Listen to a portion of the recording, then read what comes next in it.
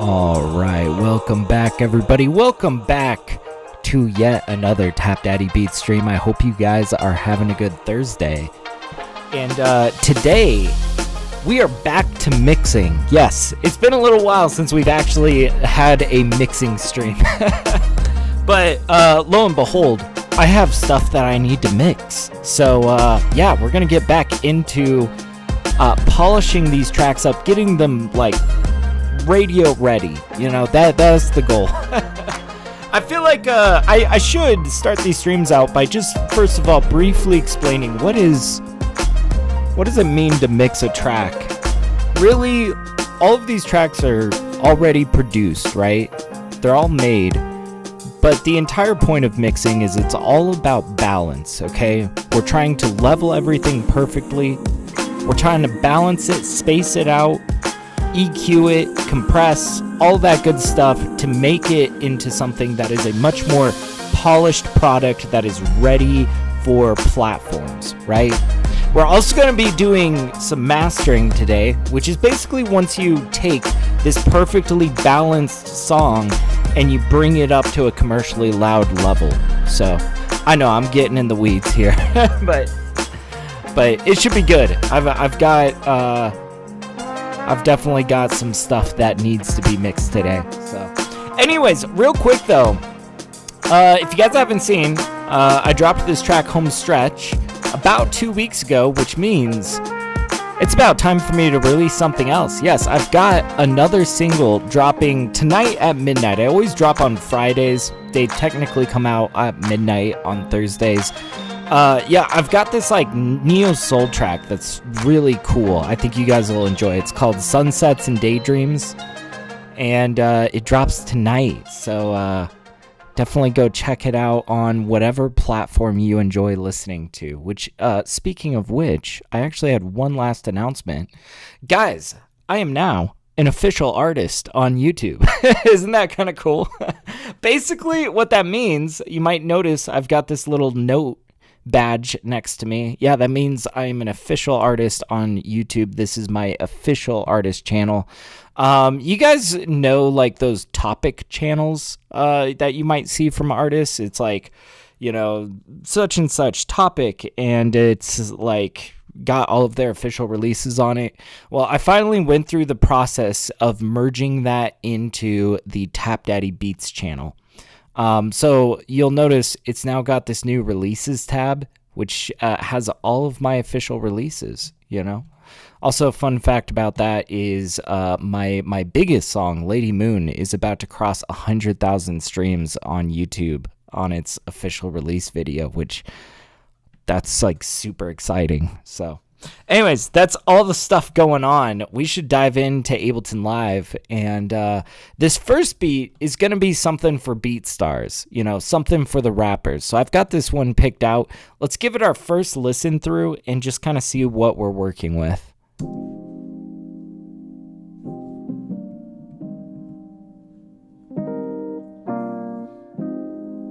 And we're going to be starting at this kind of quiet level, so if you need to bring up your headphones.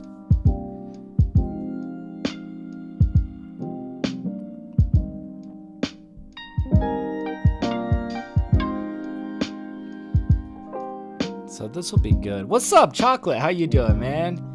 He says, tapped in. Sup, tap. Chillin', man. Chillin'. How's your day going, man?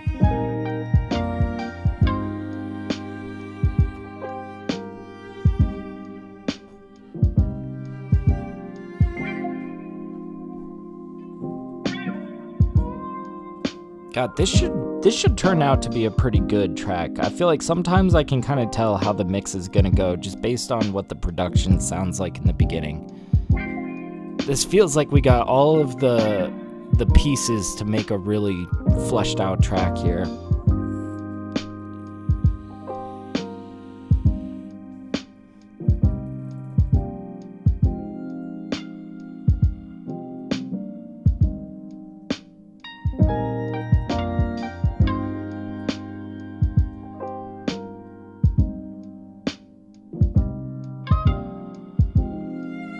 But yeah, heat out here.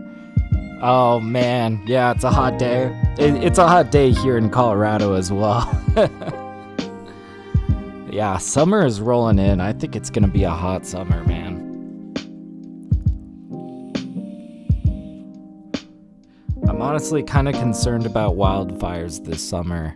We tend to get a few here in Colorado, and it's been a very dry winter. We have not had much snow or rain, so it's gonna be kind of brutal. Let's see. Let's turn everything down by like 2 decibels. I noticed that I like to start with about 6 decibels of headroom. That, gives us some room to turn things up, turn things down as we will.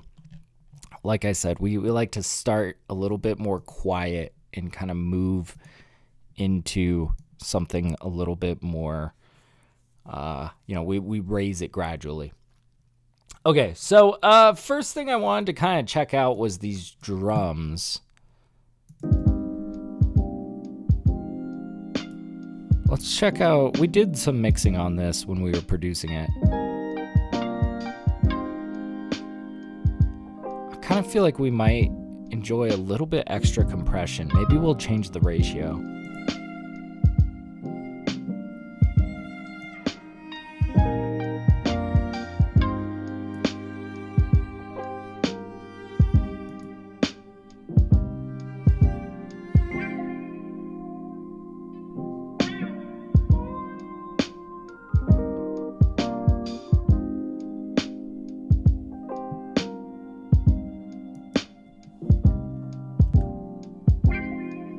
Man, this kick is so boomy, I might even kind of pull back on that. A lot of the times I find myself kind of boosting down here.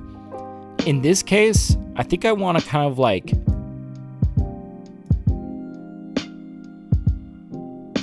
minimize it ever so slightly. We're only bringing it down by like 1.5 decibels, right? And then I think we could probably bring the drums down just 1 decibel as a whole. God, this will be a beautiful track. It's kind of slower, but this one is going to be going on my BeatStars, where I sell beats to rappers. And I feel like the real key to having a good like BeatStars or storefront, for rappers is variety. You need to hit them with a big emotional variety in your tracks. And this one's going to be kind of a more slower, contemplative sort of, I don't know what I'll call it. Annoyingly enough, you kind of have to like call them all like such and such type beats, in order to communicate to rappers that they're beats for sales. But this one might be like a Nujabe's J Dilla type beat-ish. I don't know. But what's up, Mars? How you doing, man? Welcome. How's your day going? Hell yeah, we got the homies.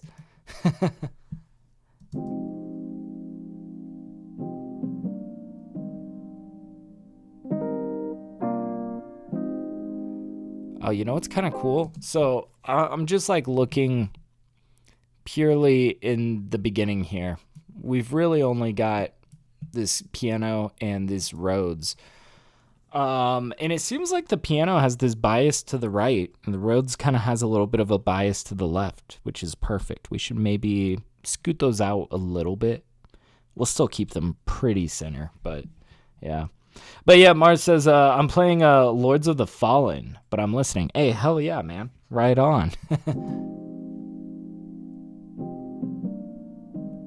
Okay, so this seems...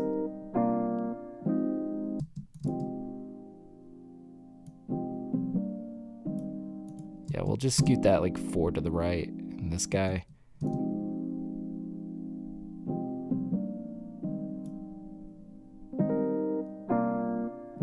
about 5 to the left. Ooh, nice. Okay. I think before we get too in the weeds with the mixing, I always like to ask myself, like, any last production details that we need here? Is there any last minute little production details, and I feel like this is missing like maybe like one small riser kind of sweeping us into the track. Small guy, right? So let's go ahead and get that in place, and I know exactly which one I want to use. Let's see. I gotta go digging in my samples. Oops. Here we go.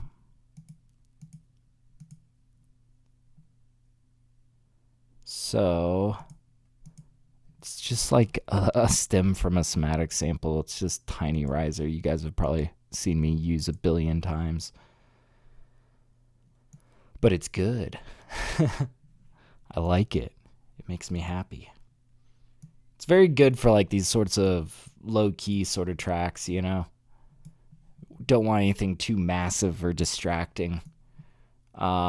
Let's line this up so that the head is like right on the beat drop. Yeah, that should be good enough.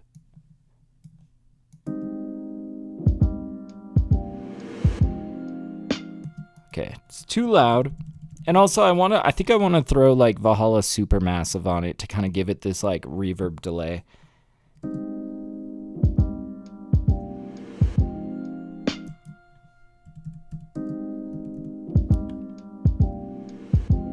Hey, we got Signature. What's up, dude? Good to see you, man. Good to see you. How's your day going, dude? Let's yeah, Valhalla I think will be the ticket here.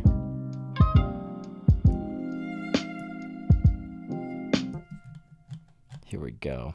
Just the default on Valhalla.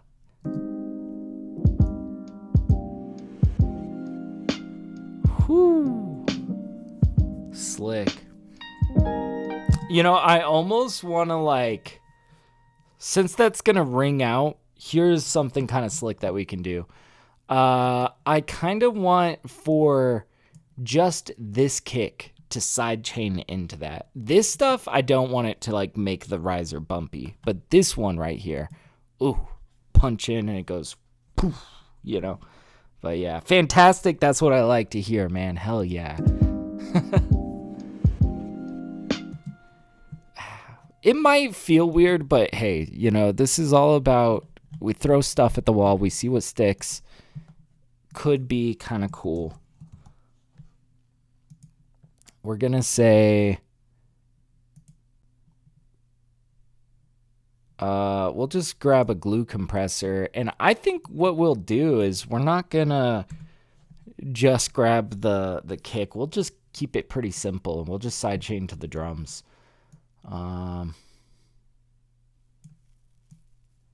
Keep the attack and release somewhat reasonable, high ratio. External input, and we'll go with the drums. We'll turn this on like right over here.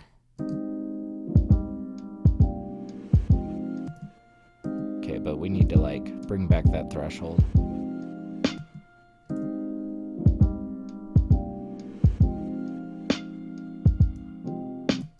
It's subtle, but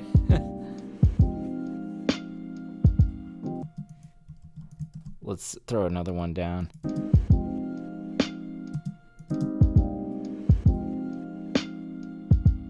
So, what this sounds like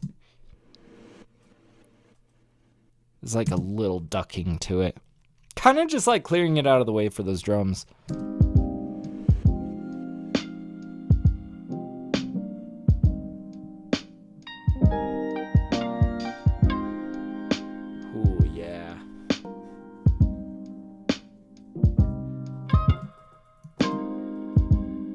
I was like, I thought I heard something weird in the piano. The disc must have been loading. All right, let's get in with a little bit of compression on this piano. I bet a little bit of LA2A is going to sound pretty golden here. We'll see if it's too much, honestly.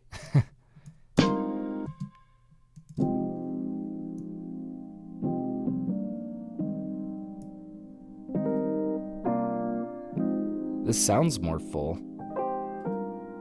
It's a little bit louder.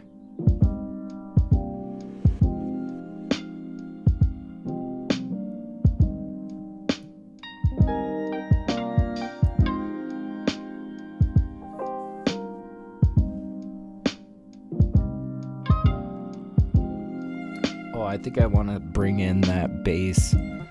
We've got this nice upright bass, and I swear this is like one of my favorite basses to use. It's just such a convincing upright.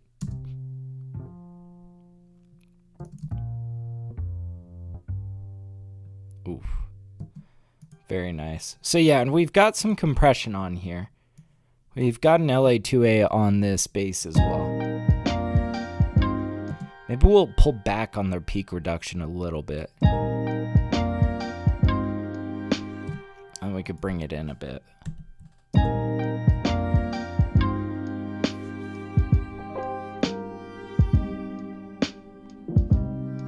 God, I really hope that some rapper like pours something devastating on this track. It's so contemplative. I like it.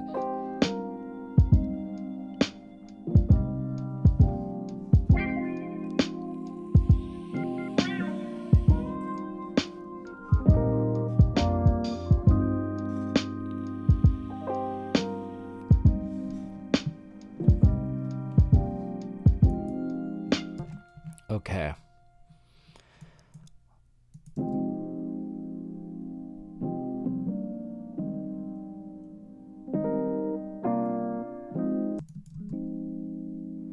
Maybe we'll do a little bit of...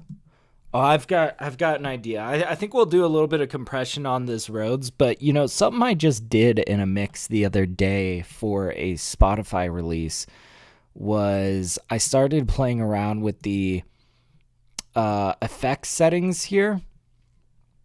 And man, there was one that was like this reverb that sounded incredible on these Rhodes, but I don't see it for this preset. Like,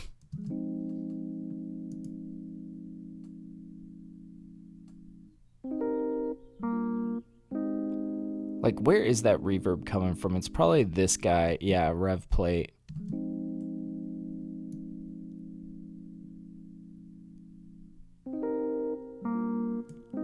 Ooh, come on.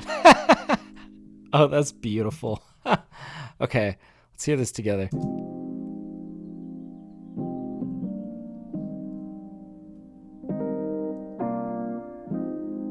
Oh, this is starting to sound a lot more heavenly. I'm liking that.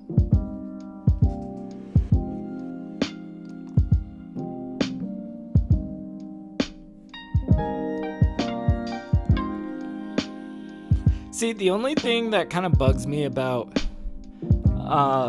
doing these things with the plugins, like, you know, applying effects that are native to the plugin, is it kind of annoys me when I'm stemming stuff out. I have to remember that I like turned this reverb up in here, because I always try to include, when I'm like stemming stuff out for rappers, you know, I'm sending it to them. They might have a mix engineer that's going to be working on it. So I always try to send a dry set of stems and a wet set of stems. Of course, the wet stems, when you add everything up together, it should sound exactly like the beat. You know, but the dry, I want it to be as dry as possible so that their mix engineer has total freedom to use whatever reverb they have in mind, you know. But man, this sounds really good. I just got to remember that I turned this on. But yeah, nice choice. I agree, man. I like this. I am very pleased with the reverbs that I've been finding natively in the Stage 73 plugin. It's been really beautiful, immaculate stuff, you know. It's like reverbs that are meant for Rhodes. Who would have thought, you know? Okay, we're going to put some compression on here. Ooh.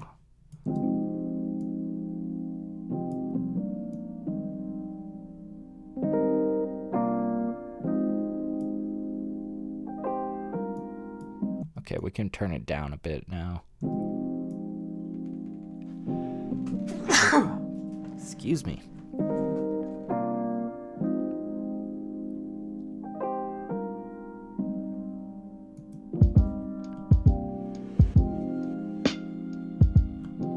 I still feel like that intro is like a bit too bare. And I hate to be jumping back to production when we're in the mixing session, but it's like, I kind of treat my mixing sessions as like, this is my last chance to really do work on this track before it gets shipped, right? So I did kind of have a small idea of something ambient that we could slip in the background here. I think we're gonna pull out augmented strings.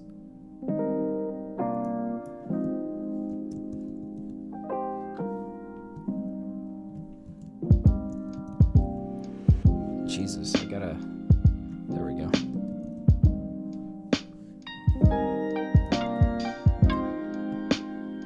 All right, last chance to get something in here. I'm thinking something simple, like I like this, just like the first preset that's in here, this bated breath is kind of a cool like ambient sound. What was going on with my, there we go. Maybe we'll turn down the 16th pattern a little bit.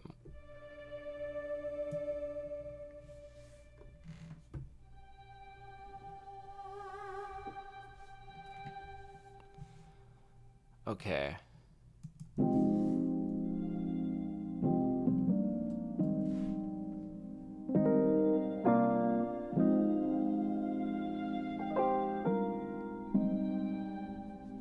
See, I want it to be something like that. We're gonna set it way down on the floor. Give it a lot of depth.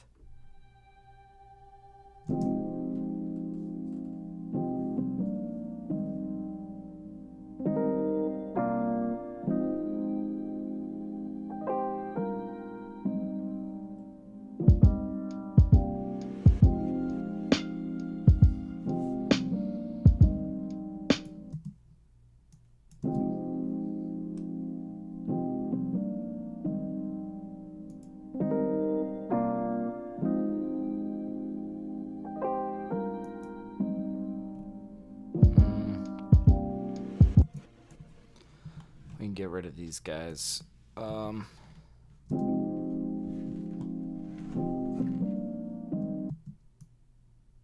Maybe we'll kind of switch around where we place these.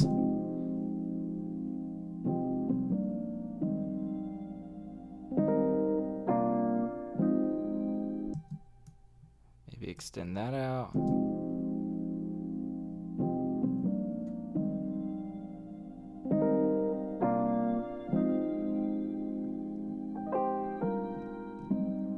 And then shorten this guy. Oh, okay. I like how this kind of swells up into that a little bit.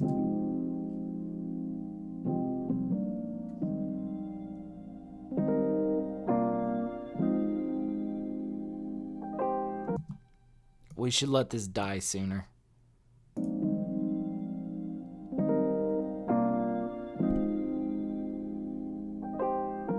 Ooh, subtle. I like this. Okay, we're good.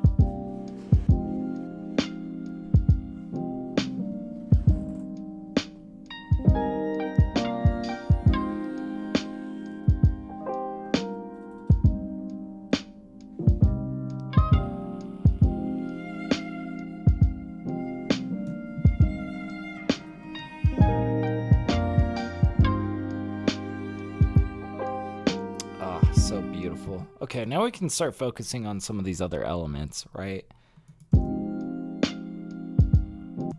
Like this, I feel like is screaming for just like a gentle compression on it. I hope it won't be too much, but I want to pull out a little bit of the LA2A on this and just see if we just barely squeeze this guy. We'll turn that down, but we'll really pull that peak reduction up.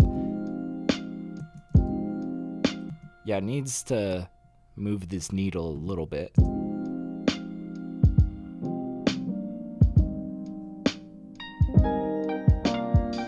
Oh, wow, that's a lot of it.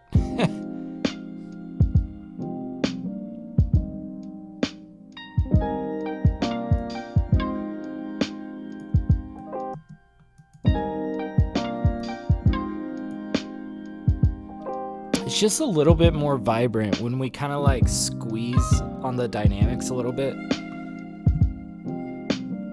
Oh, which, speaking of which, this is going to be really beautiful. Get us some compression going on this guy. So we are applying a lot of compression to these things, and I think the trick is to like give each element the exact amount of compression that it needs, and therefore you can be a lot more specific with your compression and end up not having to apply like a ton of compression when it comes to the master, right? Which we'll get to that today. We'll definitely be mastering this track later.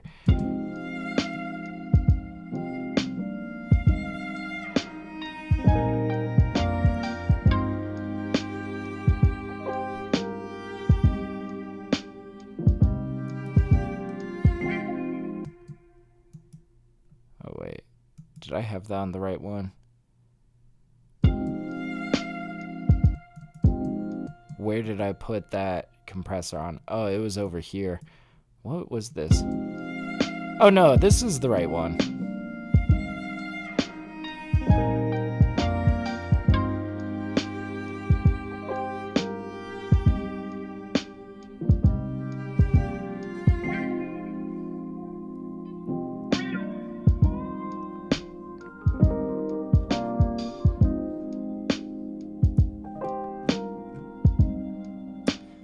Oh, did we have this bated breath over here? I don't want two sets of these.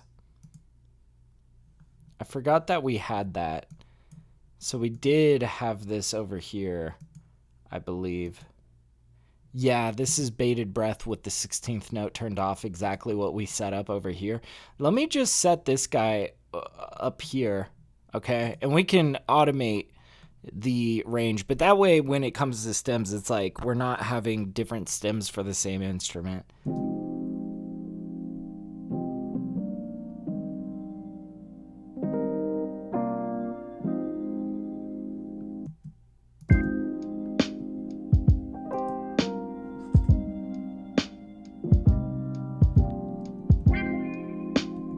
We'll pull this up anyways. We need this higher over here, and if we feel like this is like needs to be quieter than this or something, we can just automate with our utility plugin, you know. But yeah, Chocolate says, you know what, Tap, explain to the people what exactly compression is for. I don't think new listeners will understand. Yeah, fair enough. Fair enough. He's like, I understand, but for my friends over here. No. I get you, man. So yeah, actually, think of compression like this, and I think it takes longer to hear compression than it does to understand it, which basically, think about every audio wave, right? Like, we've got an audio file right here, and actually, we need to compress this anyways. So, you know, basically, just a little brief recap on what an audio wave is. The fatter this audio wave is, the louder it is, right? So we're really thinking about compression in terms of the quietest parts of the track and the loudest parts of the track, okay? We've got a floor and a ceiling, and all compression does is it just squeezes these together. It brings up the floor, it brings down the ceiling. And it kind of, you know, just like you would imagine as you squeeze on a sponge, you know, that's what it's doing to the track itself. So what that looks like physically in the audio wave is that this becomes a little bit more fatter, fuller looking, right? But the peak is not as high as it once was. And the floor is not as small as it once was, basically, right? So that's what compression is. I think it kind of it smushes the sound a little bit, slightly, right? Which if you do so gently, it can sound a little bit more vibrant, you know? It's pretty cool. What's up, Unrooted? What's up, dude? It's good to see you, man. Dude, it was good to hear some of your music last stream. That was awesome. I'm glad you popped in for the mixing session. How's your day going, dude? All right, so here we have an LA2A compressor, right? And this is actually a great compressor to kind of like show what compression is. So you can think of the gain right here, this is just the loudness, the floor, right, of this compression. And then over here we have a knob for peak reduction. This is how much we're going to push down on the ceiling, right? And the way that we can see that going on in the compressor is this needle. When this needle lifts up, it's pushing down on the ceiling. So you'll notice every time I pull out LA2A, it has about 3 decibels of gain that it's pushing the floor up, right? This gain is set to 3. And then it's got, like, by default, 2.5 decibels of peak reduction, right? So let's compress this here, and I'll turn this off so we can hear it without. This guitar lead.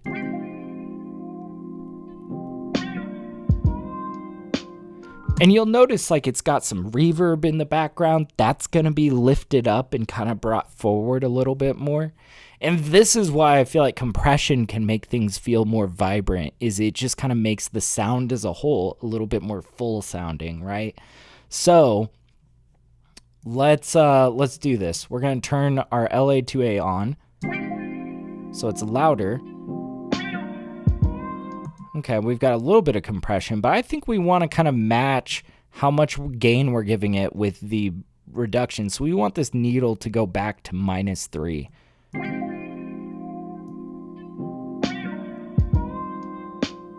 Ooh, yeah, somewhere around there.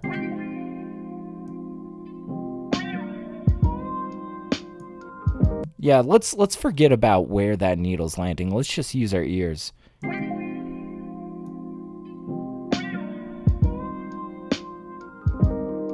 Okay, by having this more reduced, right? The peak reduced, it feels like this note rings out for longer, which I kind of like. This is what I'm going to be listening to as I'm applying this compression.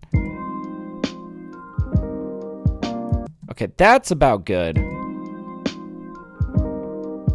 Now, anytime that you do something like compression that's going to change the volume of this, now is a good time to go back to gain staging. Like, how is the leveling of this? Does this need to come up or down?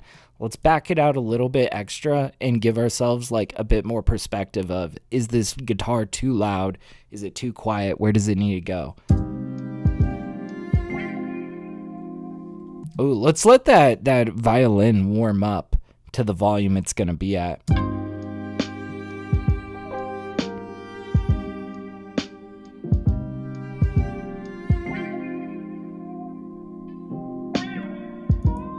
Might turn this up as like 1 decibel. In fact, now I'm questioning, is that violin too loud? Let's just kind of do one pass of gain staging through everything, right?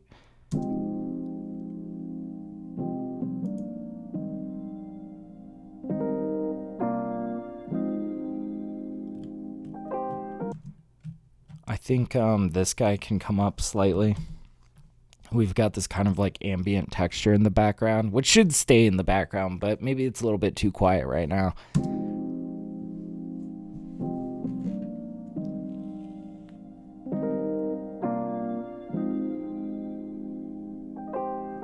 That's good.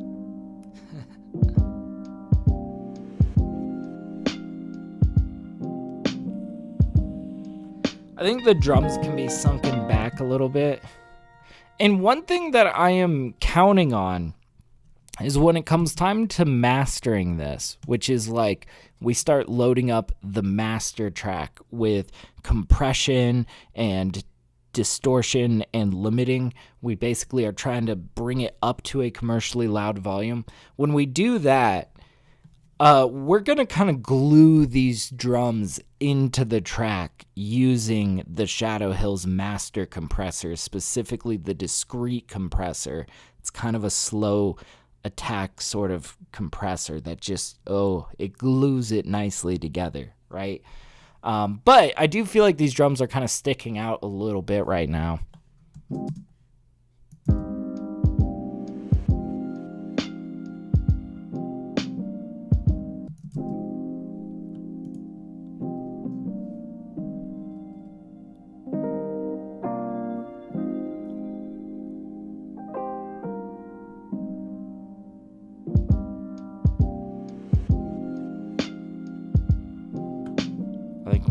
this guy up.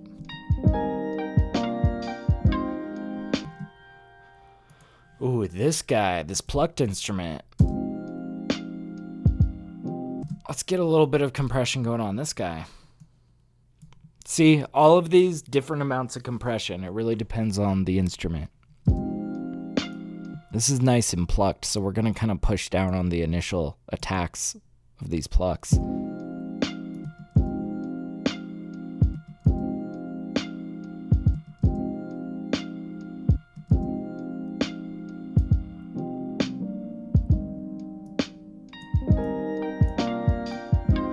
Oh, that's a little bit, goes a little crazy over here.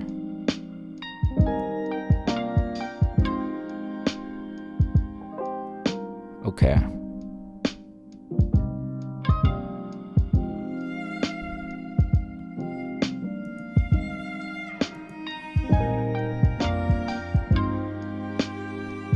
Let's bring this violin back a little bit. It's kind of overreaching.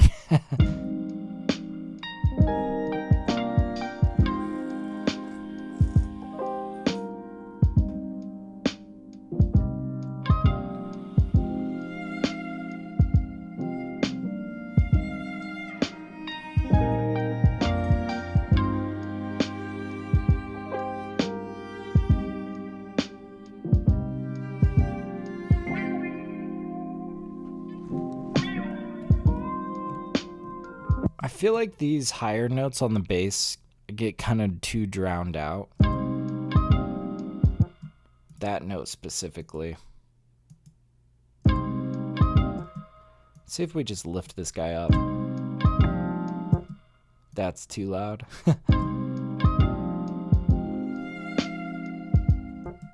It's almost too loud.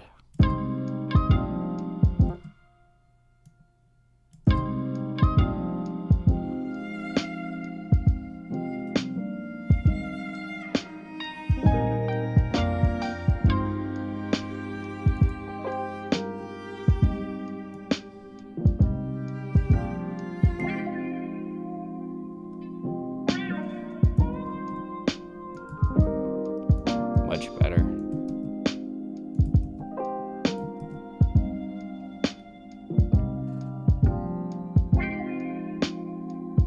Oh no, actually, was that too loud?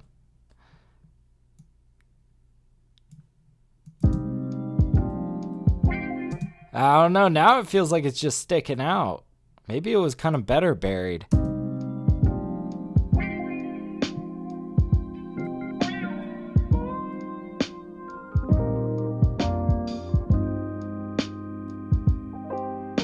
God, this track is beautiful. I like this.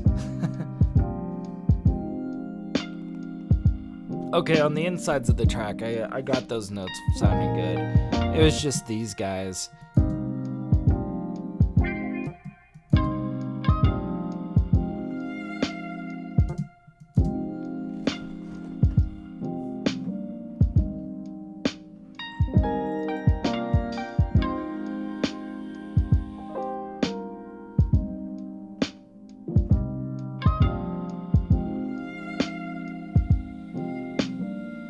Okay, there it sounds pretty okay.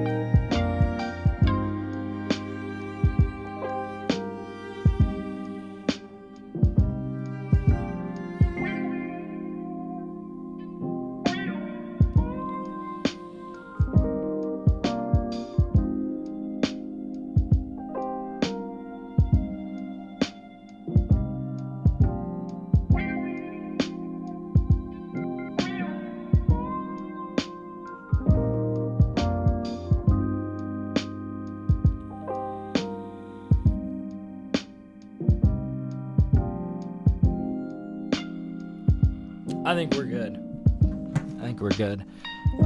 So now I'm kind of drawn to look at this organ.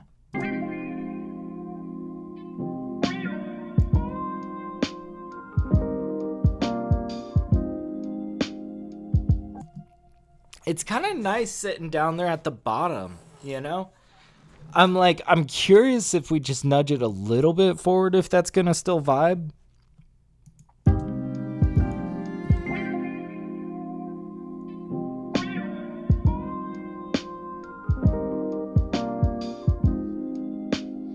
Yeah, I think that sounds good. We just nudged it up 1 decibel.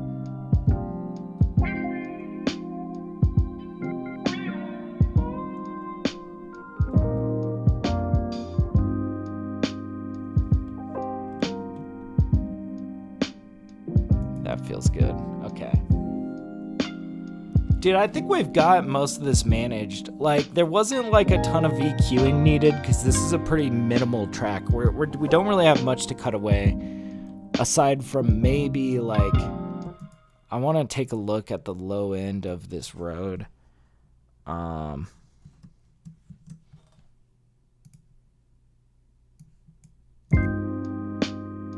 that's like super clean, and that's gonna be out of the way of this bass.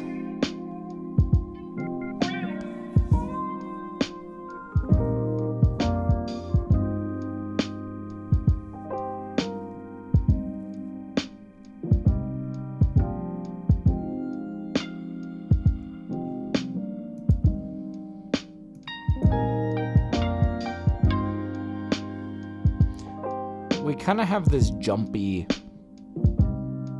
stuff on the bottom here that I kind of don't want it to be clashing with our bass. If we can just kind of like scoot this in.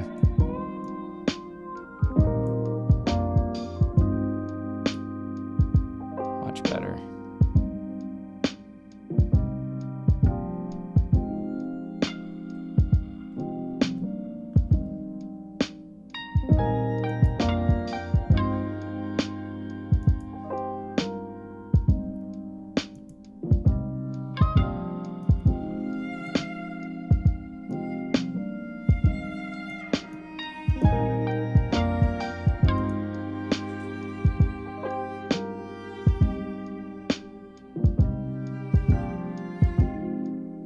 Cool. And I applied a little bit more reverb to this violin.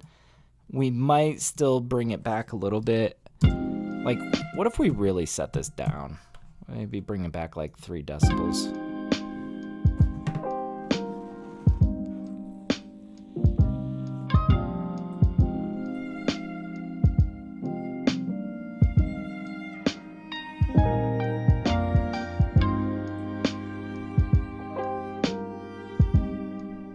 That's much better.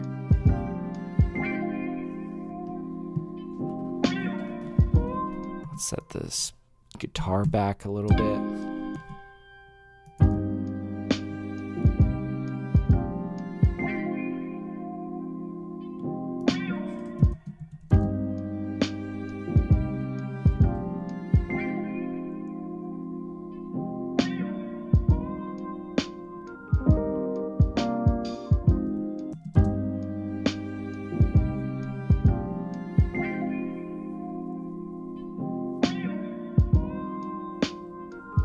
Yeah, and you'll notice like some of these elements I'm really sinking further back into the track than I would for some of our Spotify releases, for some of our more official platforms, discography, right? And the difference is like I do mix differently when I'm like mixing beats for rappers versus stuff that is meant to be instrumentally enjoyed. It's almost like when we're doing stuff that's instrumentally enjoyable, right? It would be like this guitar would be like our artist. We're putting them front and center as like, you know, the focal point of what you're supposed to be listening to, right? But because we're anticipating that we're going to have an artist on this track, we're intentionally kind of like setting things a little bit further back and like creating some room for that artist, right?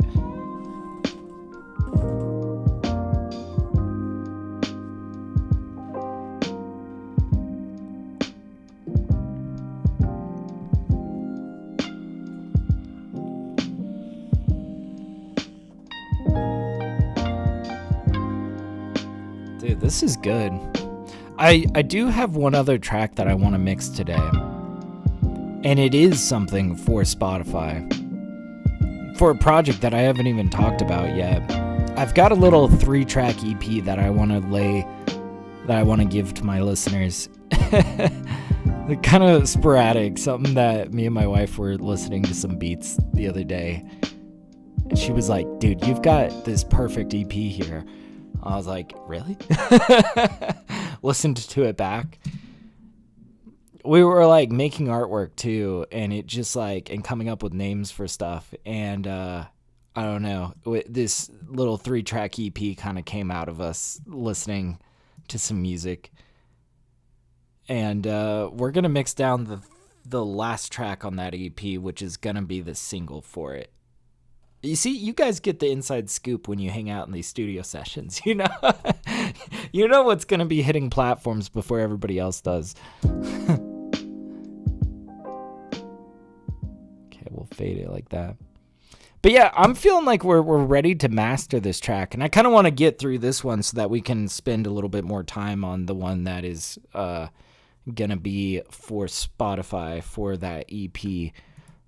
This one's just for beat stars, just for rappers, you know.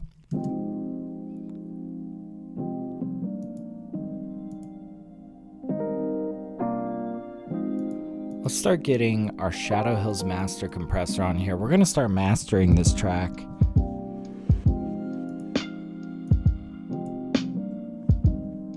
Okay, and I'm going to want a decent amount of compression here.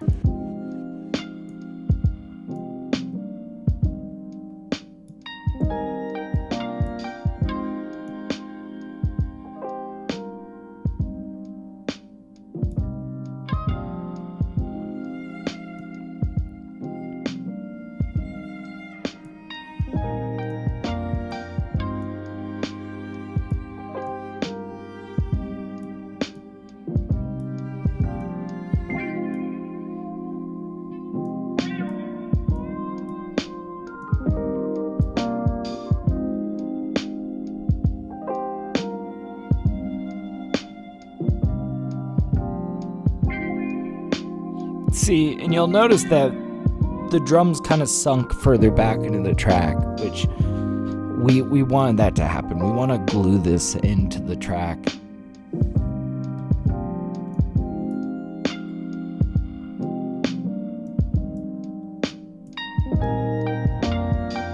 Might go a little less on the discrete compressor.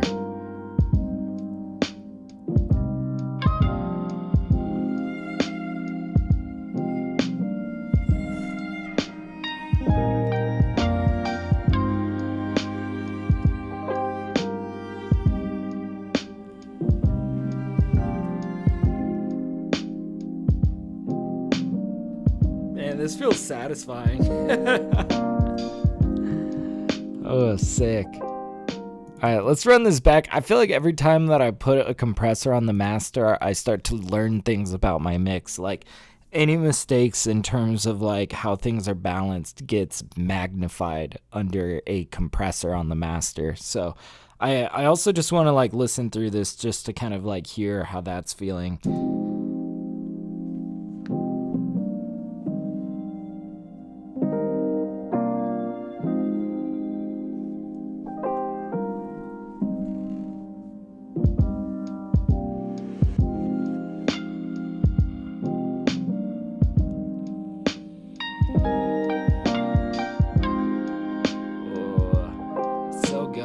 No, this feels really great. I like where the drums are at.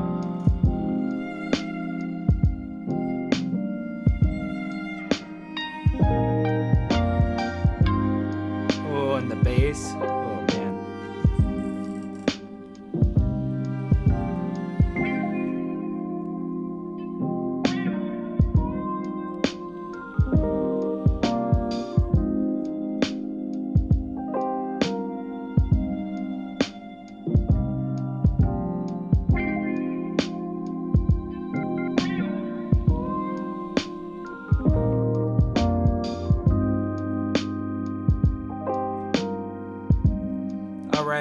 We got a lot more that we're trying to put on this master though.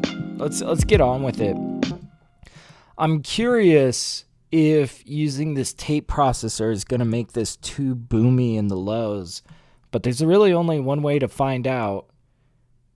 Let's throw on Oxide tape recorder.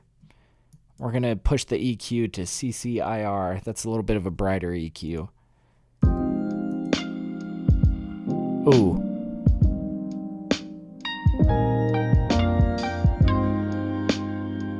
Oh, that's like a world of difference.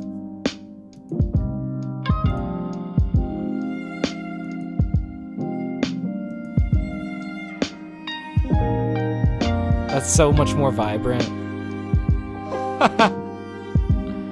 Now is usually where I pull out some a little bit of saturation, a little bit of distortion. This one, I don't think I want to put too much on here. Let's pull out Little Radiator. And we're going to try to be sparing with this. Let's not try to do too much here.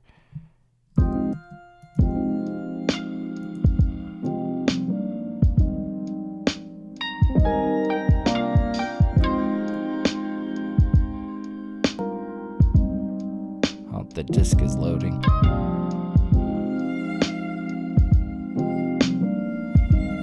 You see, we could load it up heavy, but we're gonna keep it more sparing.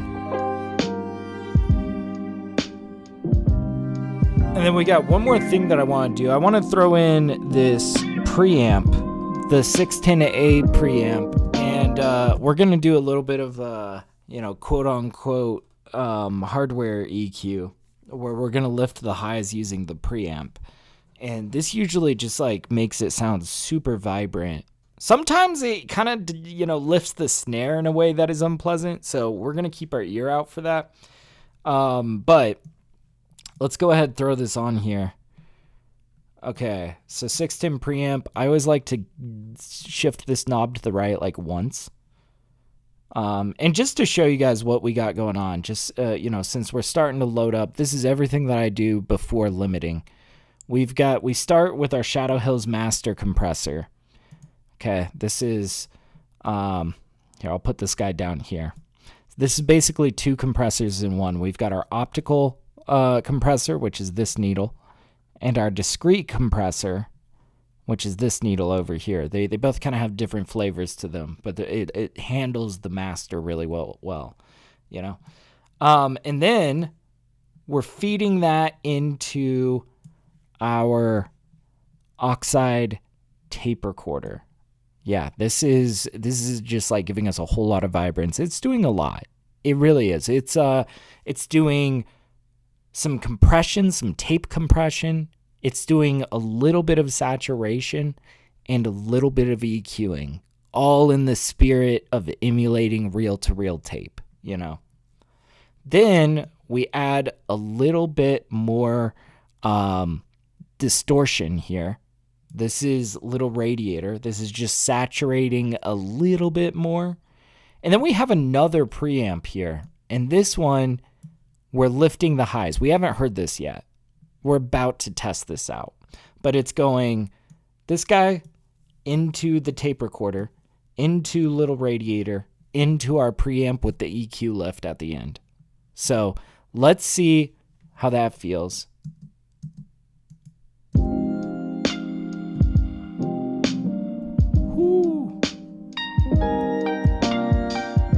Oh, dude, that sounds great. Okay, let's A/B test it. I'm going to just toggle this on and off.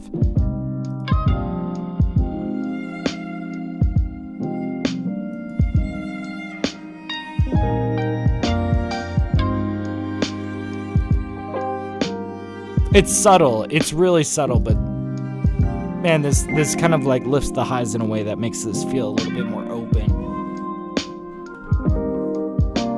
Okay, so now what we need to do is we need to run this from the beginning to get our max peak value. It should be somewhere around -5.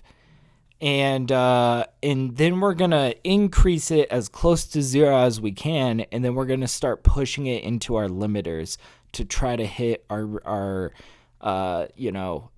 target LUFS value, which I think is going to be around -10.5 is what I've been trying to dial in on lately. So let's run this track and let's get our max peak values so we can start inching it closer to 0. So we're paying attention to this number down here in the bottom right. Just seeing where that's at. As long as it's below 0, it's good.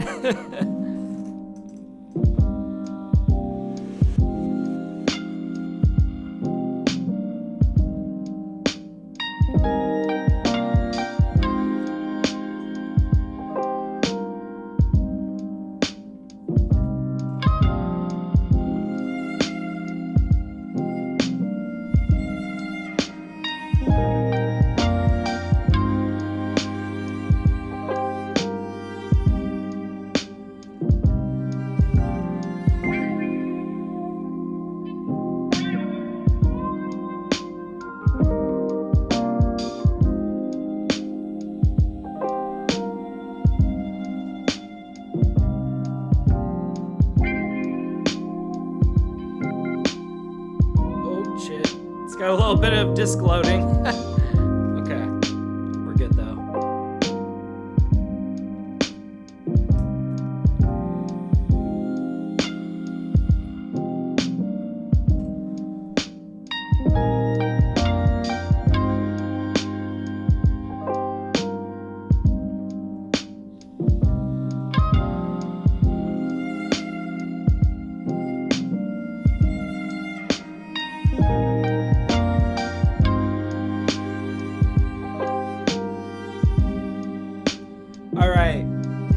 I think minus 5.04 is our max peak value. So we're going to raise this by 5.04. This is where I'll warn you guys, our stream is about to get a little bit louder. by about 5 decibels. Our stream is about to get a little bit louder, and then it's going to get even louder. But that's okay. Part of the process. Let's say 5.04. And I'm just going to slap just a normal limiter on the other side of this just to catch anything that might peek its toe over the line, okay? Sometimes, you know, these VSTs, these instruments, they don't produce, like, super consistent results, so we just ran it and we got a max peak of minus 5.04. Sometimes it might go a little bit over than that, right? So we're just setting this here to catch anything that might be going over. All right, let's get a sense of how close we are to our target LUFS, or how far we have to go. We'll pull up our loudness meter. We're hoping for where it says integrated here. We're hoping to get that close to minus 10.5. I imagine we are very far off course at the moment. So let's run this back and let's run it. Let's see. So this is the number we're paying attention to, right where my mouse is.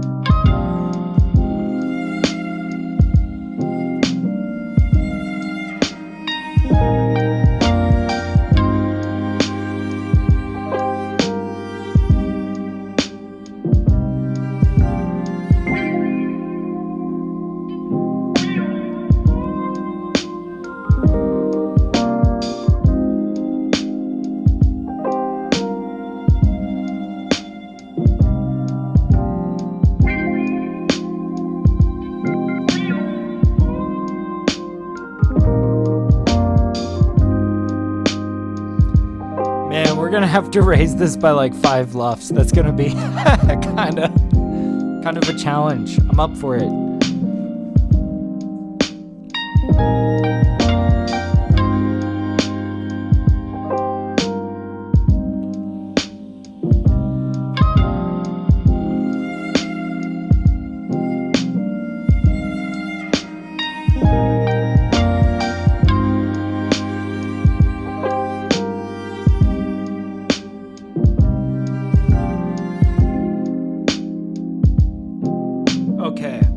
Okay, so here's what I'm gonna do. We're gonna feed this into Ozone. Really, we want it for its maximizer, but this is our last chance to do some EQing as well. I'm gonna have it estimate what it thinks the settings should be, but we're gonna probably change everything, as we always do, because Ozone is kind of stupid. It's going to get louder, so what I'm going to do is I'm going to turn down the volume of Ableton just so that I don't blast your guys' ears out, okay? I'm just going to set it down to 80% of the volume that we have been listening to, because this is about to get a lot more intense. But it'll help it be a little bit more objective on your guys' end. You can kind of hear this without focusing so much on loudness, and you'll be able to shout and tell me, Tap, this sounds like crap. It's clipping. What are you doing? Let's run this. We'll run it right at the bass part over here. Okay. And this might jump up in volume. Just a little loudness warning for you guys. but let's find out.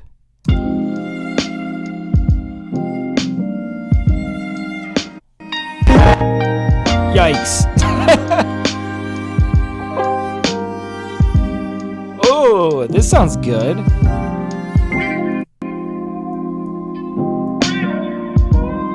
Okay. This is kind of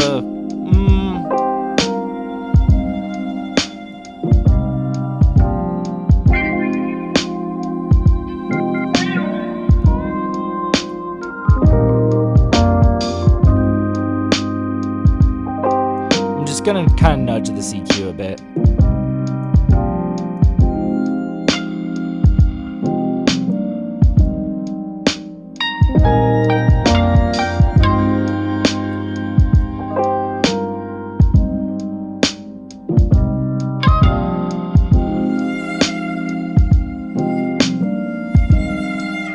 I think this is closer to what I want.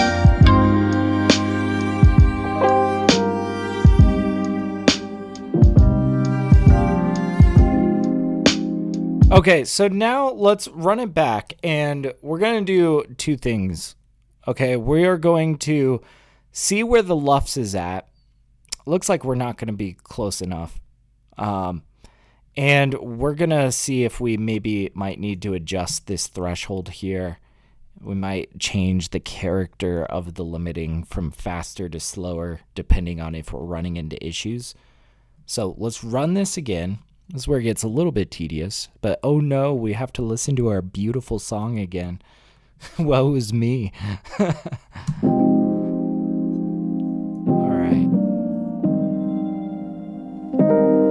Again, the number we're paying attention to is up here where my mouse is. We're looking for minus 10.5 is what that should settle at by the end of the song.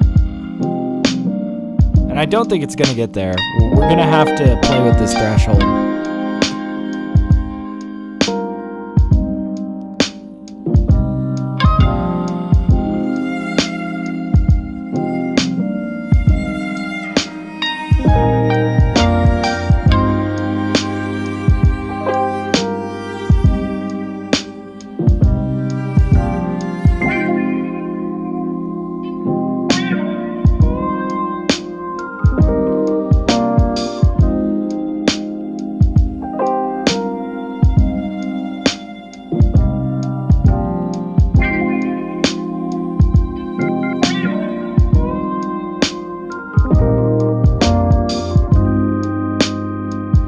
This one might be a difficult one to master, I'm not gonna lie.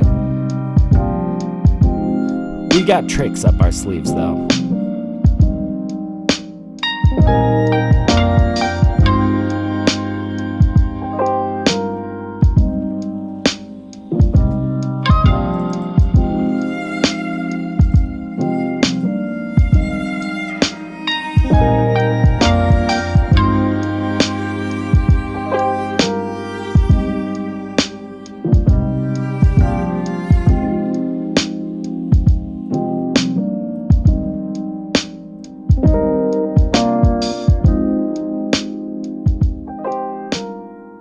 Okay, so it's minus 15.3. We have a concerningly long ways to go to get that LUFS value up. Oh no, I have that at the wrong area. I had my loudness meter before the limiter, the final maximizer. I was wondering, I was like, this does not sound like minus 15.3. Okay, well, I'm glad I caught that. I'm glad that's the case, because that means we're probably a lot closer to the final LUFS value than we need to be, but it does mean we got to run that again. Oh yeah, I can already tell we're closer. Let's see what this looks like as we get into the track. So looking for minus 10.5 here. That was my mistake.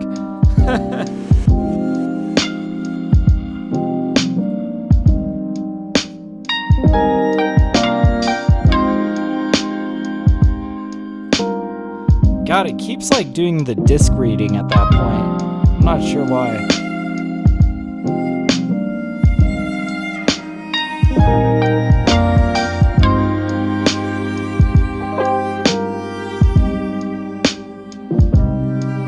I'm going to go ahead and do a save as.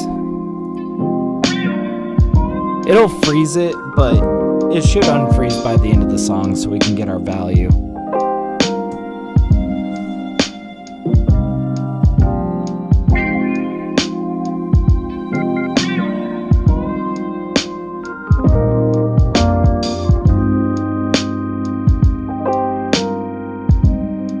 Man, this mix feels so warm. I love it.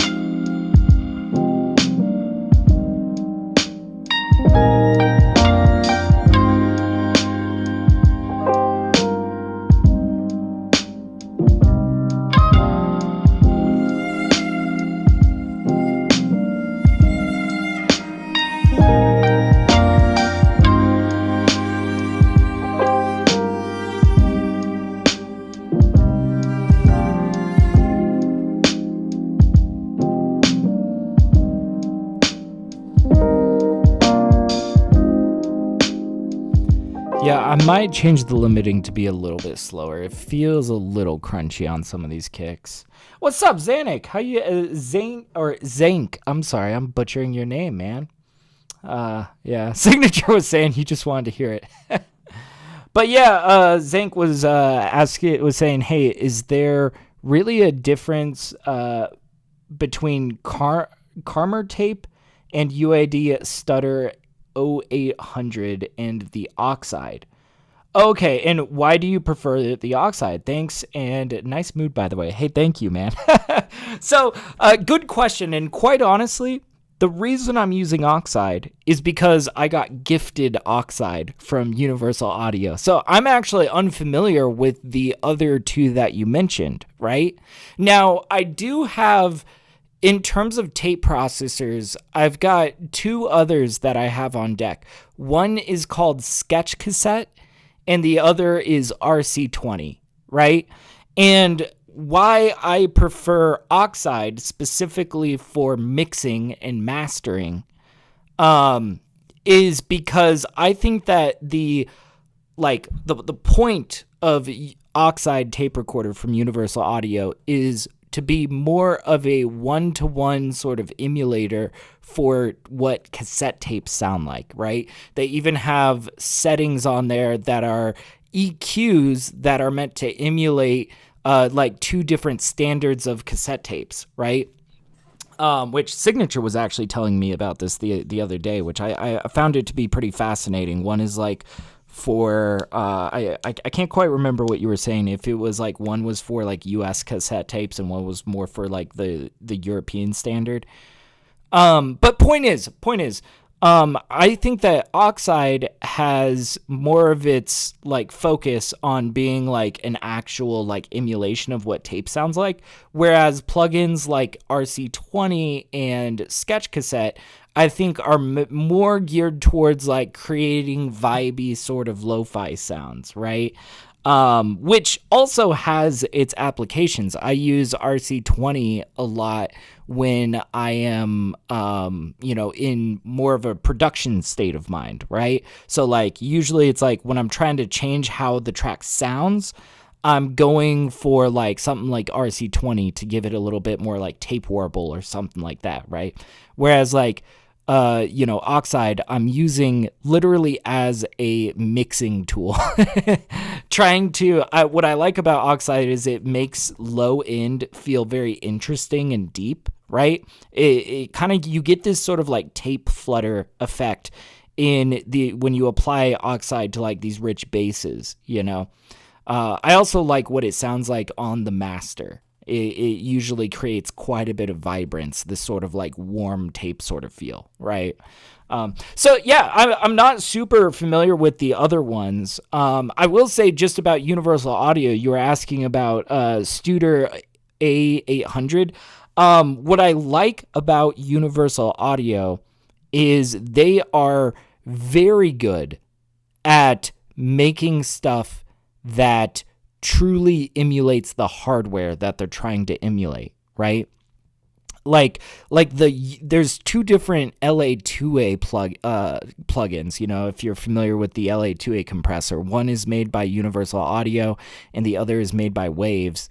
And I don't really have too much opinion because I don't really use Waves plugins, but from what I've heard from other people is that the way that the Universal Audio LA2A compressor is programmed is a much more accurate one-to-one of how the hardware actually works, right? So I like Universal Audio. I like them as a company. I think that they have their head in the right sort of space. If you like plugins that are really good, like emulations of hardware, I think that you would just enjoy pretty much anything that Universal Audio has to offer. So I hope that answers your question. I feel like I'm going off on a huge rant here. Anyways, by the way, we were at minus 11.3 on the LUFS. Not bad. We've got a little bit ways to go. Quite honestly, I want to do two things here because I was hearing a little bit of crunch on that kick. I want to give it a little bit of a slower, limiting, a little bit slower on the limiting. We're also going to pull this back, maybe 0.6 decibels, maybe. I guess we could go a little bit harder, maybe 0.7. Yeah, let's run that. Let's see how it feels. If we run into any issues, it's like, we're listening for little clips and stuff. But yeah, Zhang saying that was really thorough. I appreciate you giving me the chance to rant about this stuff because it's like what I think about a day in and day out. It's what I live and breathe. All right, let's run this. Let's see where we're at. We're hoping for minus 10.5. I'll settle for minus 11 though.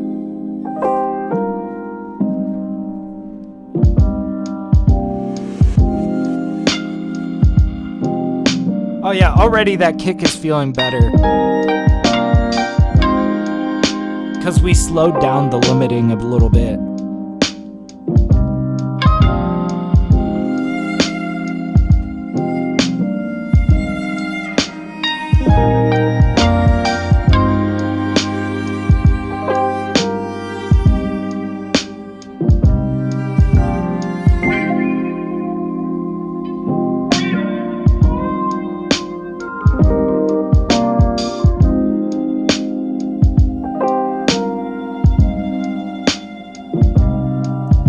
Guys, I think this might be it.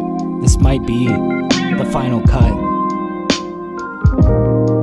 Oh, it's kind of... I might want to go back there. It feels almost a little crunchy there.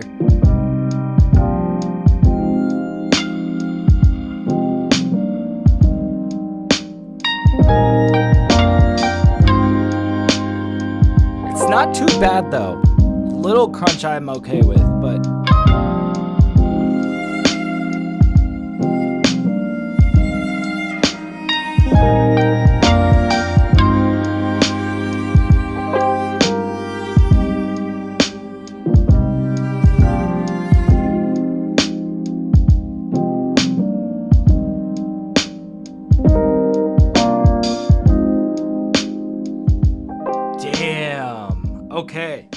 Okay, this is sounding cool.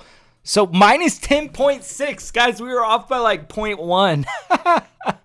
That sounds really cool. I just wanted to double check.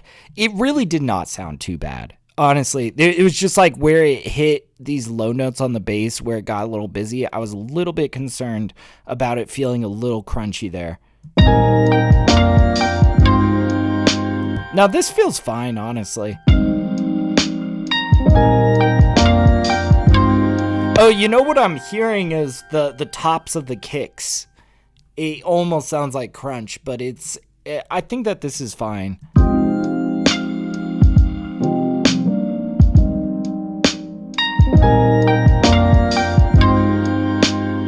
No, I'm satisfied. Guys, minus 10.6 LUFS. I think we got this one. Okay, let's save this.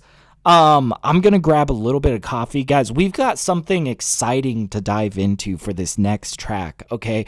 Some of you guys that were here last Saturday, I think I made this on Saturday. It may have been a Thursday. I made this beautiful track and I was listening to a couple of beats with my wife, and we were like kind of figuring out like what are we going to be dropping and all of this, and she suggested this 3-track EP that ends with the track that we are about to mix down. And oh my God, is it such a beautiful little 3-track EP. It's like, I don't know, I'm going to lay a little 3-track EP on my listeners and I hope they really enjoy it. So yeah, this next one's going to be a little bit more of a complex track that is going to be for an official Spotify release. I hope we're going to get through most of the mix. We're going to see. We're going to definitely try. But I can't wait to show it to you guys. So anyways, while I am grabbing a little bit of coffee, I'm going to play for you guys my most recent release, Home Stretch. It's kind of more of like a hip-hop banger. And I just wanted to let you guys know that I have something brand new dropping tonight at midnight. So whatever platform you like to listen to music on, you can expect a release from me tonight at midnight. It's called Sunrise or Sunsets and Daydreams. It's a little neo soul track for you guys. But anyways, I'll play for you guys my most recent release, Home Stretch. I'll be 2 seconds. I'm just going to go run and heat up some coffee. So, all right. Be right back.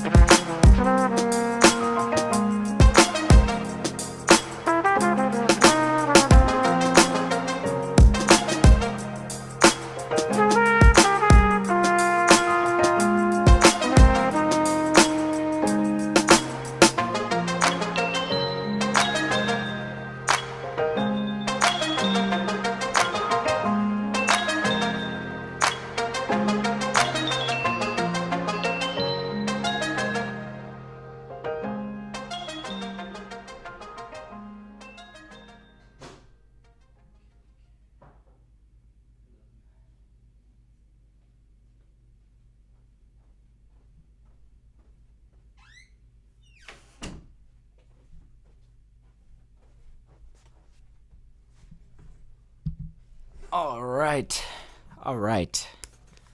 I am back. Hey, Gene, what's up, dude? It's good to see you, man. He says, hi, Tap. Yeah, DJ Quick, last interview on the analog tape gear is spot on what you were talking about. Really?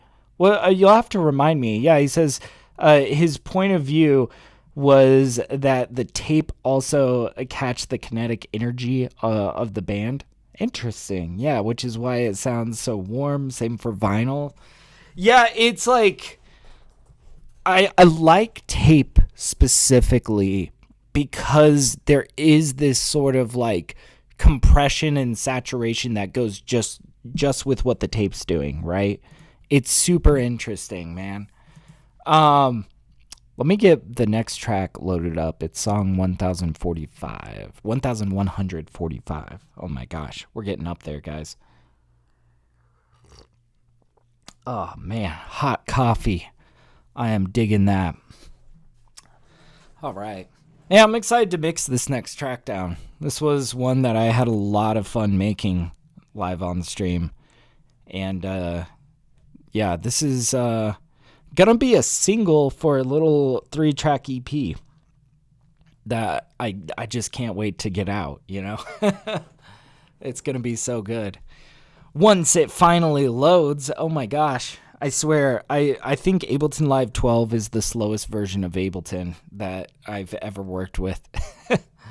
It's, I mean, it's got a lot of great tools on it, you know? But, oh man, trying to save something, trying to open something up, especially when I'm like live on the stream, I think it takes extra long while I'm like live on the stream. It's pretty painful. Oh man. It's okay. It gives me a second to really sip my coffee. All right. But yeah, I liked how that last track came out. That's going to be a really good one for BeatStars. And in case any of you guys don't know this, I do sell permissions to Beats. I've got a whole BeatStars that is like so much stuff. What's up, Michael? Yeah, he's like Daddy Tappington. Yes, sir. That's what they call me. Or Sir Tappington, but Daddy Tappington also works, you know. How's your day going, man? You switched to Bitwig 3 years ago? Man, I swear, I feel like I don't know anybody that uses Bitwig. I'm curious. What are your thoughts on it? Is it good? I feel like that's kind of one of those more obscure DAWs. Ah, perfect. We got this. All right. Let me turn the volume. Here, let's try to catch how loud this is going to be.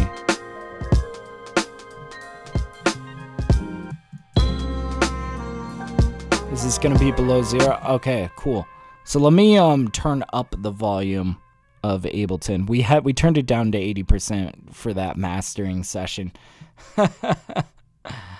But let's turn this back up and let's give our first listen through of what we're about to mix. Like I was saying, something for Spotify, something for the official platforms.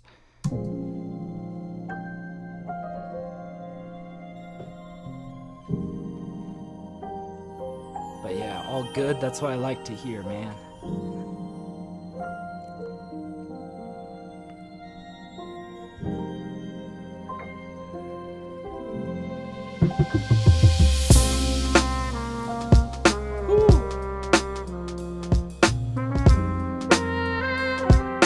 Dash Glitch uses Bitwig. Okay. Nice.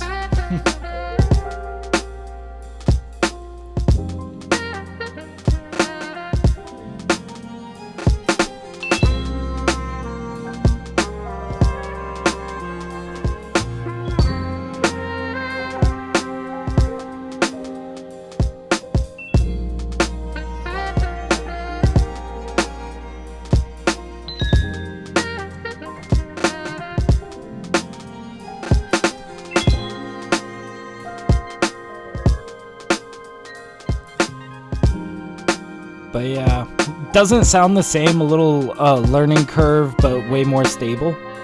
You like the track? Oh, hell yeah, thank you.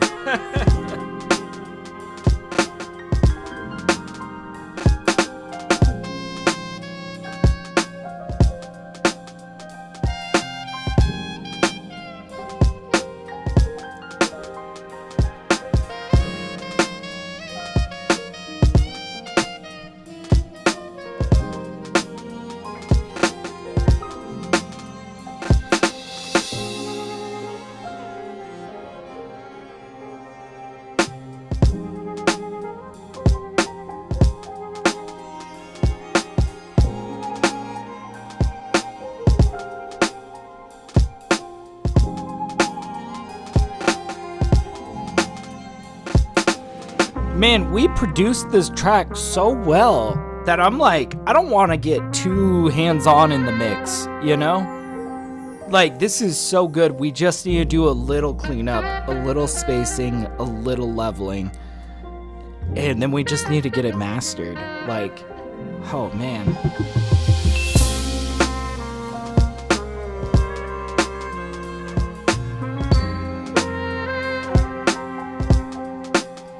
Thank you, Signature. Hell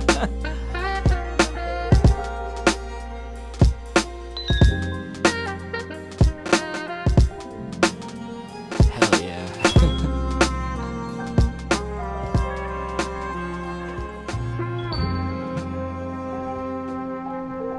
Yeah, we were pretty careful with this when we made this.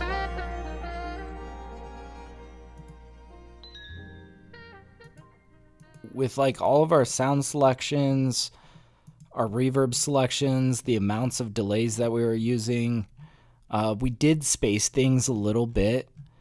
Yeah, I don't know. Like, this is one of those tracks that I think it's smart to acknowledge sometimes. Like, we're going into it, like, you know, knowing like this is a good demo. Let's not completely flip it on its head. Let's make sure that this just comes out sounding clean and ready to be fed into a master. So its max peak is like minus 1.5. We're going to turn this down just like a little bit. 1, 2, 3, 4, 5. So that'll put the max peak at around minus 6.5. Okay. Starting with some of the core elements, I want to take a look at these drums.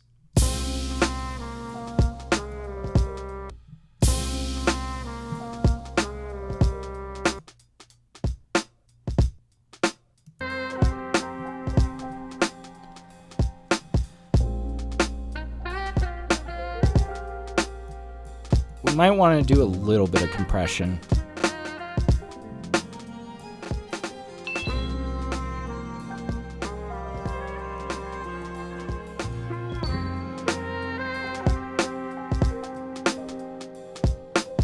I'm honestly not sure if this is going to be the right type of compression, though, that we want. I'm thinking, so we have a ride cymbal and like this big, you know, jazz groove that we created. I mean, yeah, we went kind of ham on this. It was pretty fun. I think what we're going to do is we're going to group these together and we're going to gently compress with a little bit of LA2A. LA2A. But yeah, Mars says, well, we did go a little heavy on the delay. He's like, just kidding. I don't know, man. We'll see. I feel like I should come into this mix feeling a little bit skeptical and not get too stoked on the demo, right? That's a mistake people make.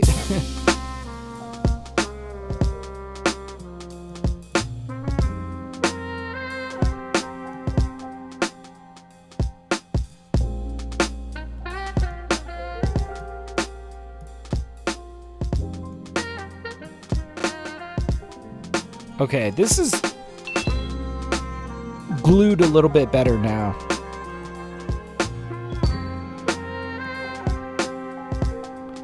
I feel like we need a slight reverb on. Like, the rides sound great. They've got a little bit of a room presence to them, but the drums themselves do not.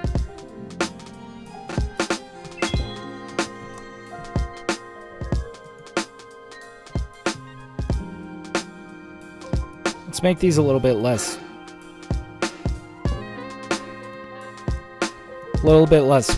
dry.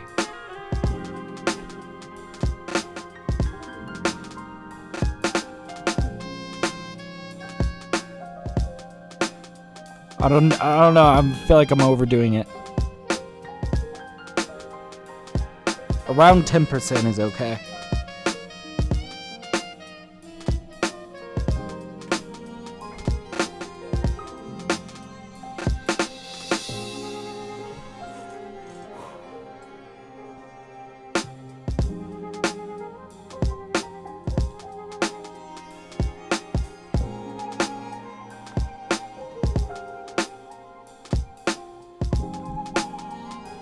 Oh man, what do you guys think? Is Spotify gonna like this? I love this track. Oh man, I can't wait to show it to people. I mean, I guess I'm showing it to people now.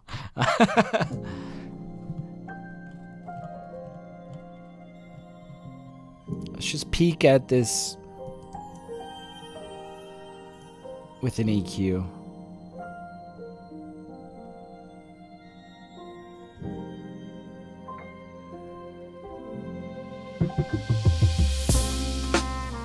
It's got like, what is this going on down here?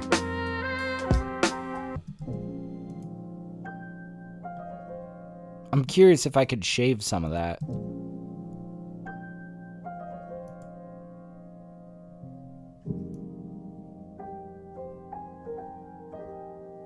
Yeah, you notice like there's not much change as we shave some of that. So what this could do is it could leave more room for when we get in with our bass. Where's our bass at? Is it this guy?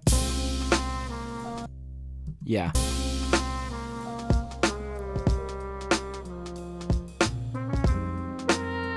Here we go. And you guys will notice I've already done a little bit of mixing on this track. We've got some LA2A and some oxide tape recorder on our upright bass.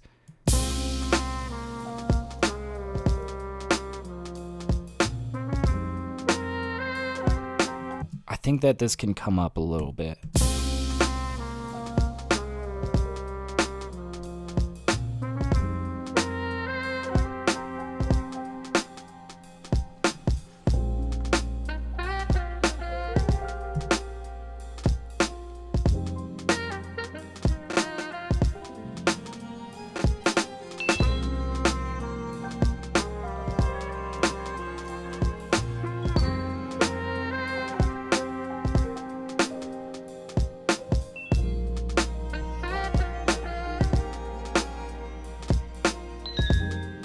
God, you know what I wish I could use on this vibraphone? You know that reverb that we were playing with on the 73 Rhodes? It's just like, oh man, I wish I could just pull that out of that plugin and use it, you know? But yeah, the one and only. Exactly, man. I use that thing for everything. I love it. I love it. Okay, really, I use it. Here's what I'll tell you how I'm using this. I use this on this bass because I feel like we get a little bit more definition and vibrancy from the low end frequencies. And you'll notice I got it kind of slammed in there. But we're also going to do a second layer of this on the master, which is going to pick this up even more and hopefully give us this beautiful little like tape flutter on the low end that is going to just, ooh, it's going to feel good. I hope. We'll see. Sometimes it kind of boosts up the lows almost uncomfortably so, and then it's a problem, right? We don't want it to be a problem, but oh man, I like what it brings to the table.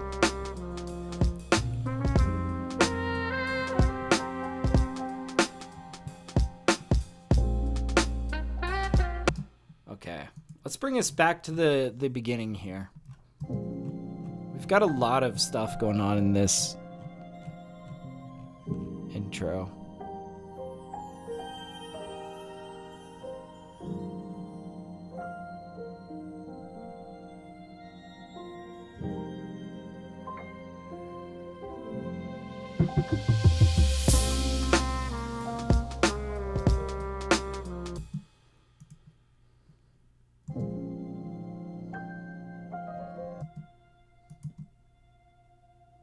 Okay, so we've got some ambience kind of floating in the right ear here. This high note, this string.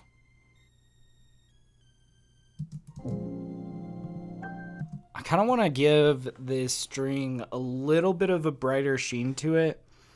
And I'm not going to lie, I'm going to use some snake oil. I thought that this was like total snake oil when I first got it. It's a free plugin. You guys can try it for yourself and tell me if you think it's snake oil. But I'm not going to lie, it's really helped a lot of my mixes, just like when I want something to have a brighter edge to it. And it's like in a way that's going to be better than if I'm, you know, using just an EQ. So it's fresh air.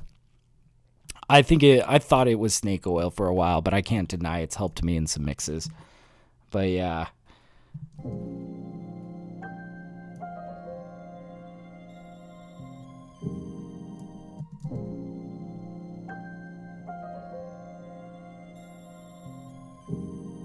It's kind of got this, like, now it's got a...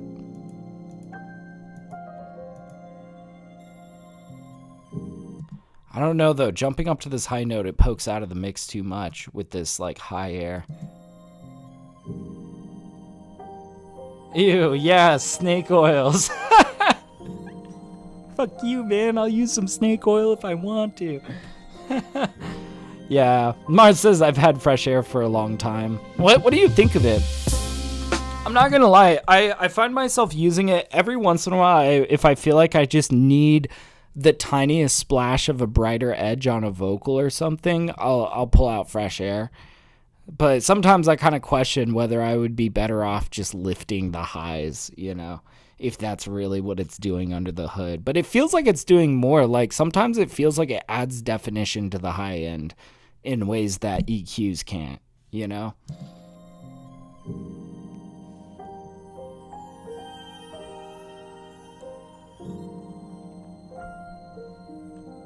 I'm curious, what if we put a compressor on here?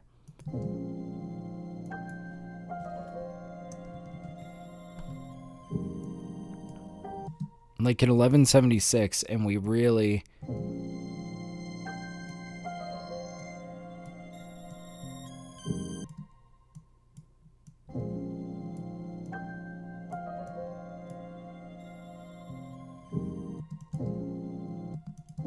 God, I can't boost it up in there anymore.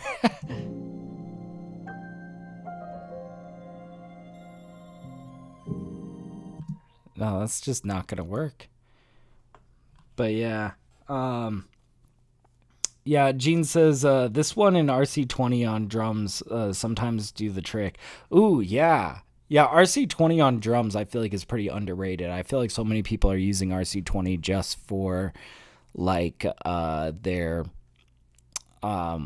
you know, like Rhodes keys and whatnot. But yeah, you're right though. I have gotten some interesting results from using a RC20 on drums.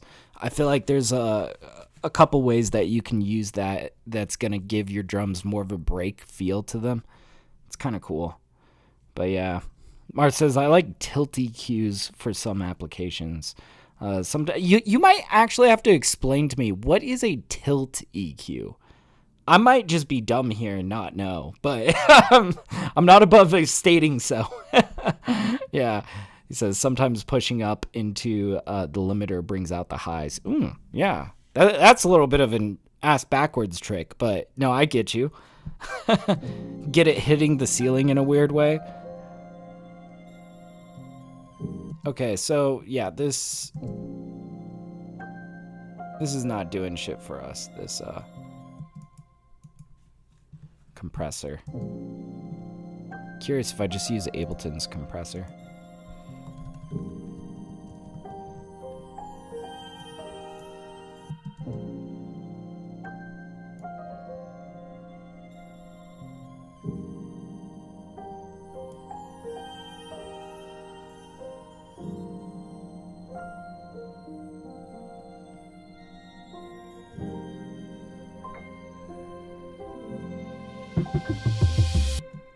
See, I needed something that could reach that low.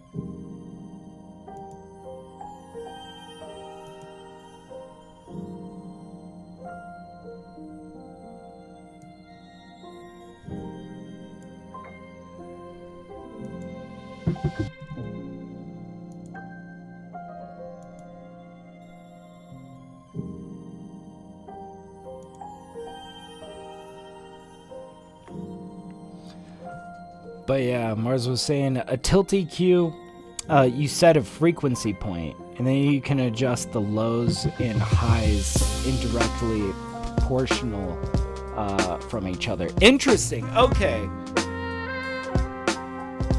So it's kind of a trickier EQ. Got you.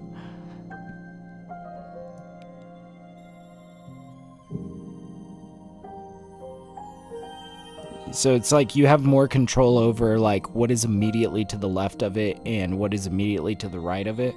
You can also adjust the peaks and cut values like any other EQ. Okay, yeah.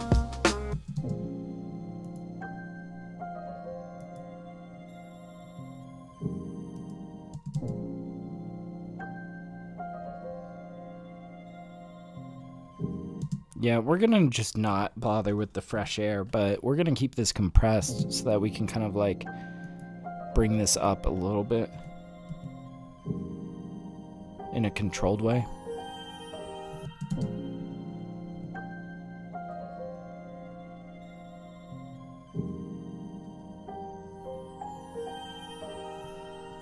I like that little, this guy. I'm curious if we add a little bit of a... Pull out the vibrance of this a little bit.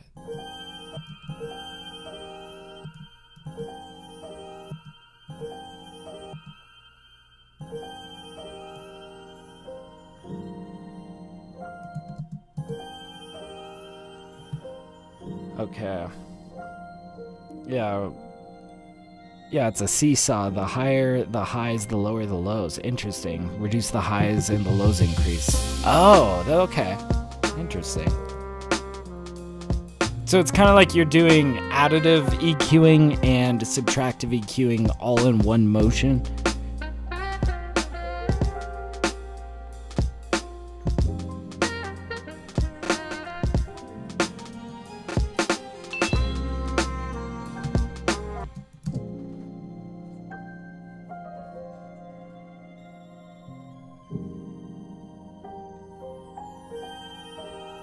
Okay, we need to set this more on the floor.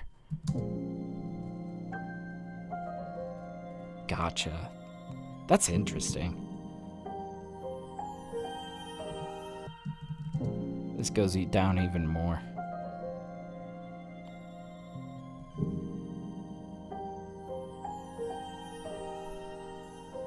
Okay, that feels good there. We have another one of those later in with a lot more instruments. We might automate that to be later on, you know, higher later on.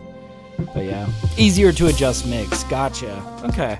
Yeah, it sounds like it's doing more work, you know, for you. If it's both like, you know.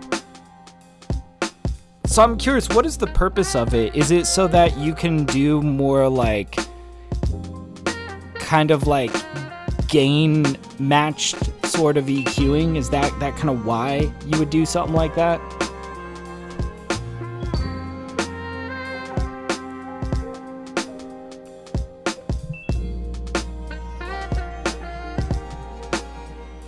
All right. I think these need to come forward a smidge.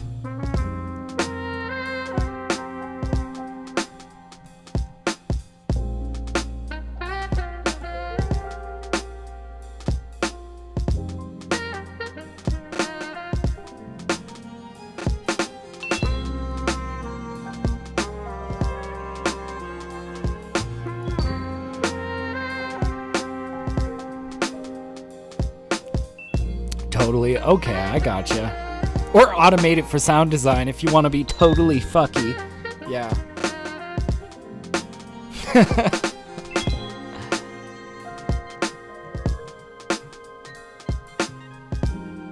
I feel like being a mix engineer makes you look at some of the stuff that producers do and you're like, oh my god, this is like a child drawing on the wall with crayons. What is going on with this EQ? You know? You're like, oh, that's weird. Yeah, a lot of people automate them for fall offs or risers. Oh, okay, yeah, that makes sense. Oh, that I could see how that could be cool for risers. Yeah.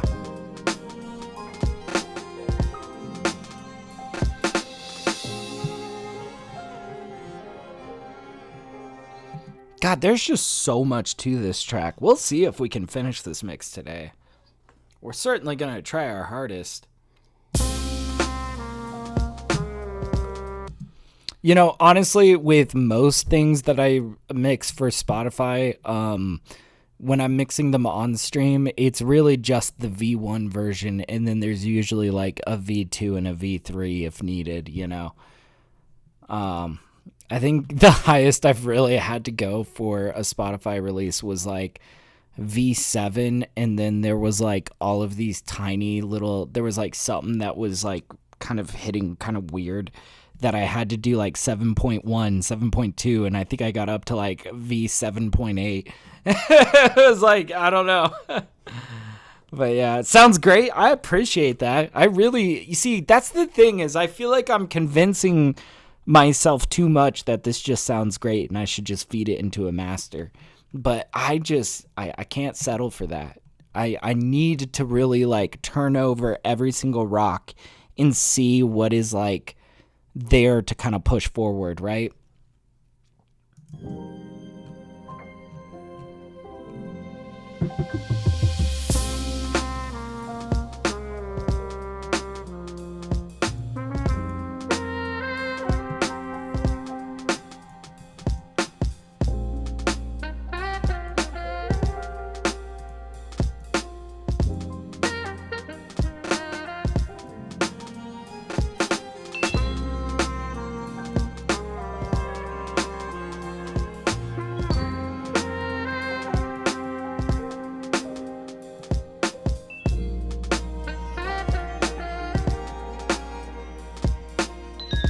Actually, maybe a little bit more on here.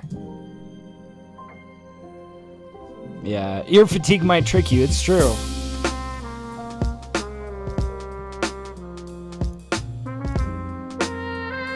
That's why you always give yourself a few days. You never, ever mix something and then immediately ship it off.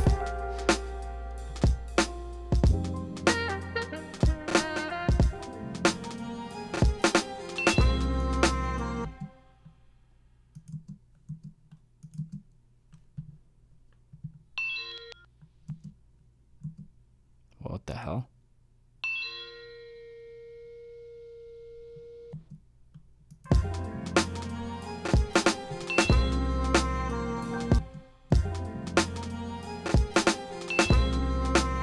Yeah, we'll slip that off to the right a little bit. But yeah, Solid State Logic makes a similar product as Fresh Air. Okay. Yeah, I like Solid State Logic. They seem pretty cool. It's called HF EQ. It allows you to adjust the highs tonally with some compression through the transformer circuit. Interesting. I'm going to pretend like I understand all that. No. No, but I mean, I do like stuff that kind of like, I like forms of compression that treat the EQ band differently. So like, I like how LA2A treats mid-range instruments, you know? It's kind of like my secret tool for stuff like pianos, you know?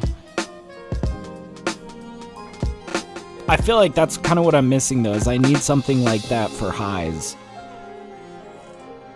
Fresh Air works pretty nice. I'm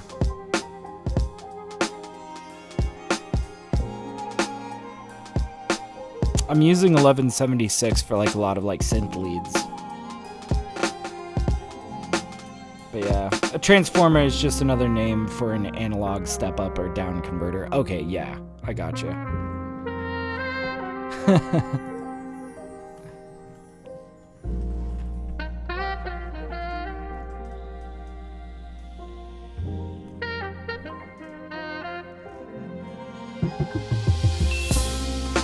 Yeah, it's for mastering. Gotcha.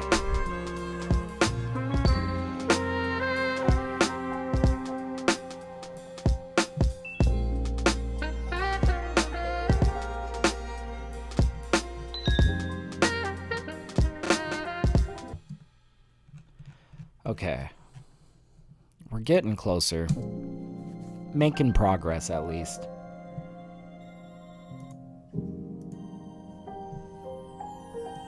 I want to try a smidge of compression on these, but quite honestly, it doesn't feel like it needs it, but sometimes you surprise yourself with how much vibrancy you get. Ooh, yeah, like this, like vibrancy.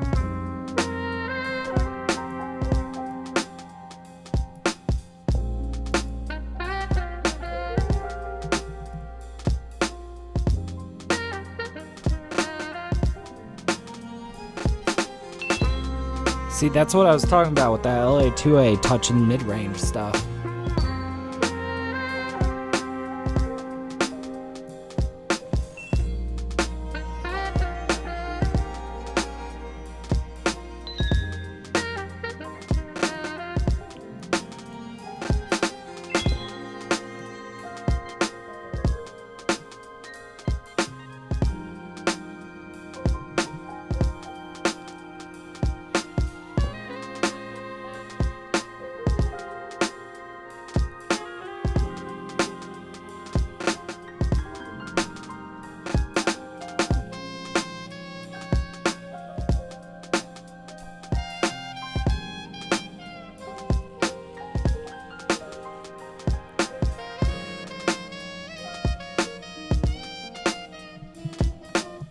We're gonna need to compress this.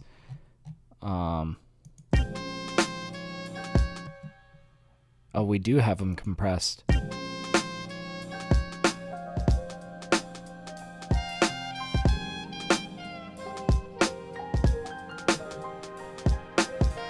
Let's try swapping this, because we've got right here, we've got a compressor and then our super plate reverb. I want to put this compression on the other side of the super plate so that we're pulling that forward as well.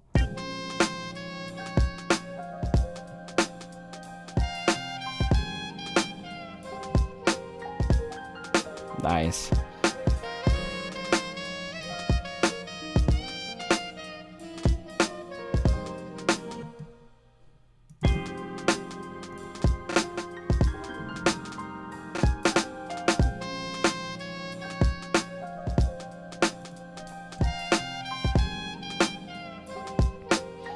Mars is like, I did the unthinkable. I grabbed a beer.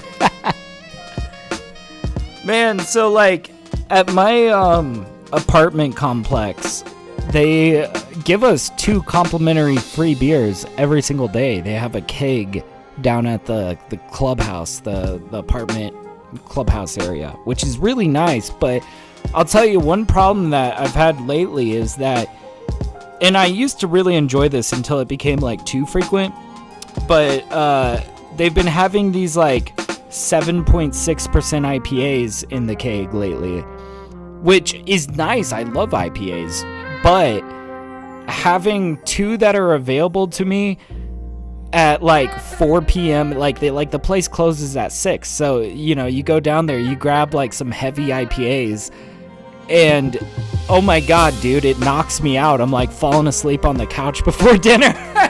It's like, oh, you guys spoil me too much. It's a real problem. Yeah, for real though. It's nice. I like it. Oh, especially on like hot days like today. It's really nice, you know, go hang out by the pool, have a beer. But yeah, it's the hops and the IPAs, man. They knock me out. They make me so tired that it's like, guys, we gotta cool it on the IPAs in the clubhouse. But no, it's all good.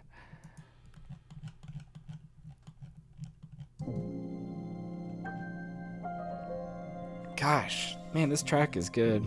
Yeah, he says, yeah, their foam makes my chest hurt for some reason. Oh, I feel you. Yeah. I feel like as I get into my 30s, I feel heartburn more.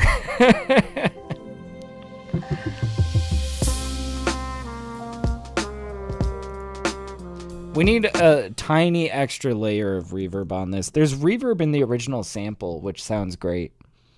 But I kind of want just like a smidge more. We'll go super plate.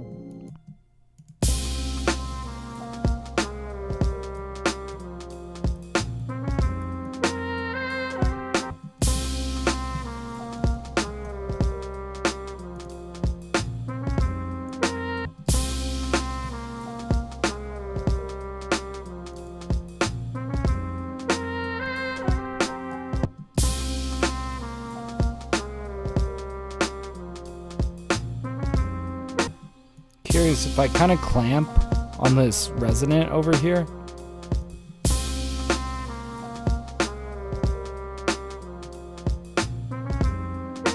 No, we kind of need that to cut through the piano, so I'm not going to move that. But I'll just like cut out some of those lows, you know. But yeah. Yeah, I prefer ambers.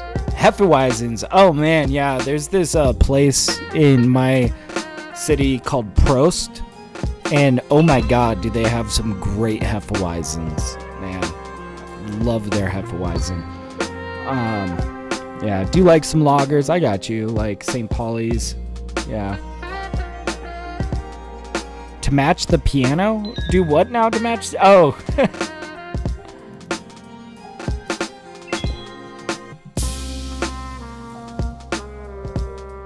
Here we go. Yeah, basically to match the piano. Basically, I'm trying to clear out any unnecessary low frequencies so that it doesn't like clutter where that bass is coming in, right? Sounding very nice. Thank you, Signature. But yeah, Pro sounds familiar. Yeah, dude, there's a lot of breweries in... So I live in Fort Collins, where... It's kind of like beer capital of America, honestly. I'm sure you're probably familiar with like New Belgium, right? New Belgium and Odell Brewing. Both of those are located in Fort Collins. And then my clubhouse has been getting a lot of beers from this place called Verboten. They make some damn good beers.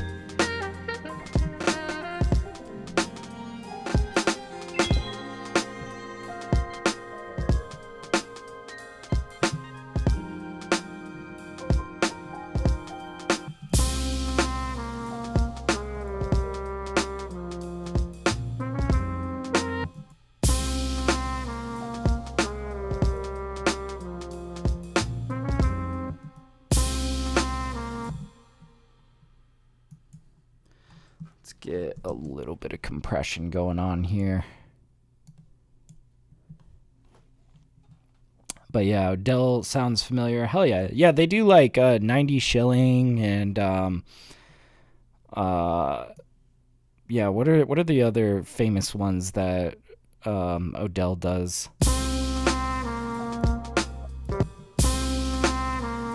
But yeah. Verboten. Oh, you're familiar. Hell yeah. Yeah, they're like right down the street from me, man. Pretty sure they're brewed right here in Fort Collins.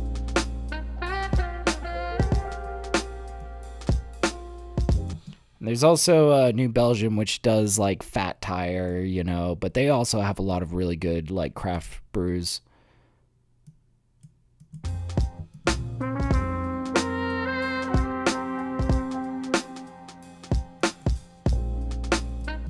Okay, now we can kind of set this down. Yeah, I love it, man. It's really fun living in Fort Collins.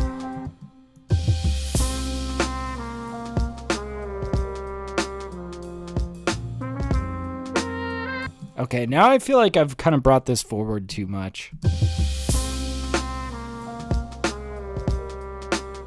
Here we go.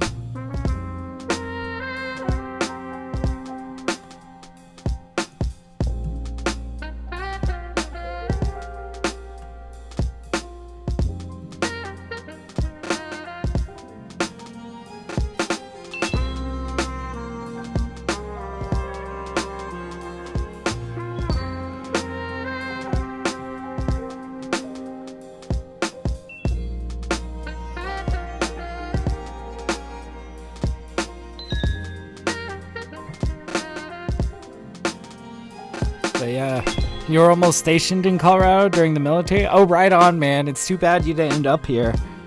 It's pretty nice. Yeah, we've got a lot of military bases and stuff. I used to live near the Air Force Base. And I'd go, they had this archery range and like this trail that I used to hike, and you know, it's like frisbee golf if you go like on an archery trail where there's like targets set up on a trail and you like keep score. But yeah, I used to go on the Air Force Base a lot to just for archery. It was fun. But yeah, Fort Carson. Okay, I got you. Yeah, I ended up at Benning. Okay, yeah, I have no idea where Benning's at. Where was that located? Alright, let's kind of back ourselves out. We've done a lot of just like nitty-gritty work on this guy. We need to take a closer look at this guy. Let's get ourselves in.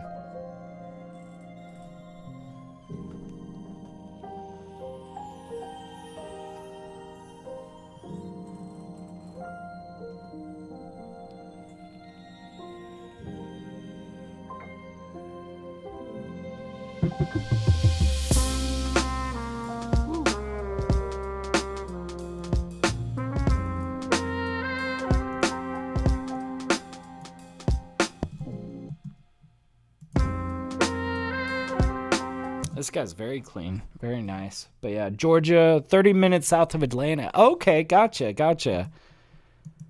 So I take it on weekends. You'd head into Atlanta, hit up the gentlemen's clubs. No, I'm kidding.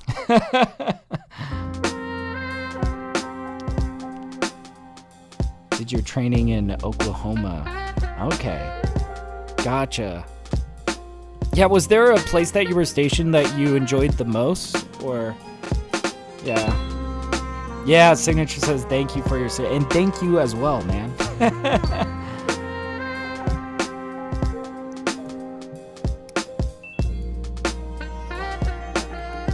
Figure I should also say thank you for your service.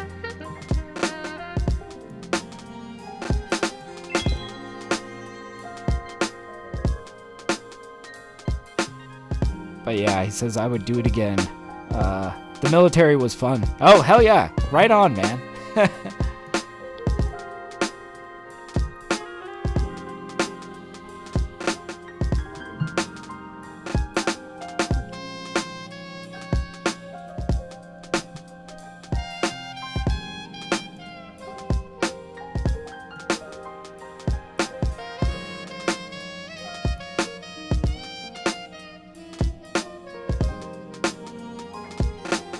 Oh man, there's just like so much good stuff here. You know, it's like I'm kind of just trying to clean this mix, but I don't want to get too screwy here, you know? This is sounding so good. We want to do a little bit of compression on this saxophone, but see, this one I'm liking how this reverb's feeling in the sample.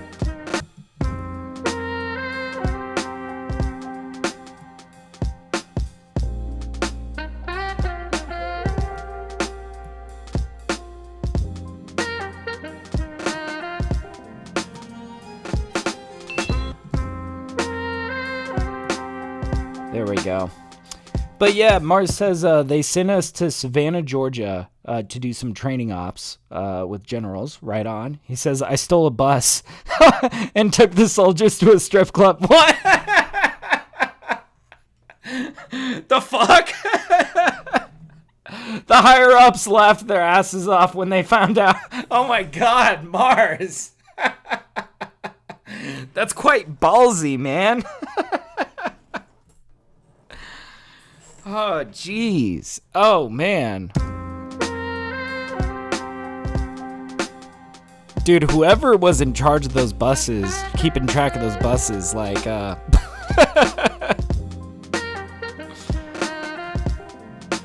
surprised you were able to.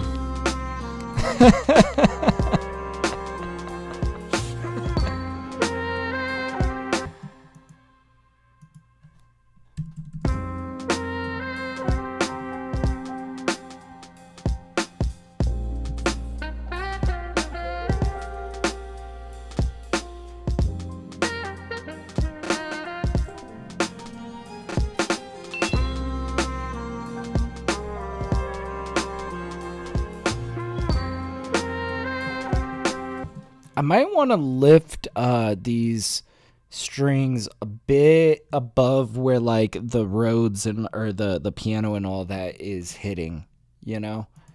Or maybe like clamp in the lower range.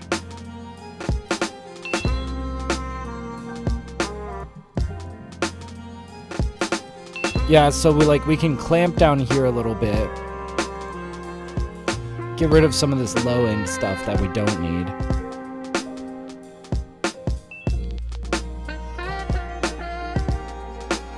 But yeah, my platoon sergeant never knew.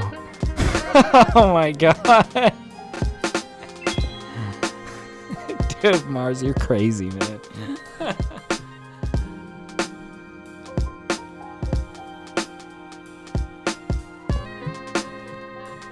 Oh, where's that, yeah, this guy. Okay, we need to lift this over here. We turned him down for over here. This guy needs to get lifted over here. We're gonna bring him up. We're gonna only turn this on over here, just automation. And then we're gonna boost him by like a decent amount. He needs to really stick up.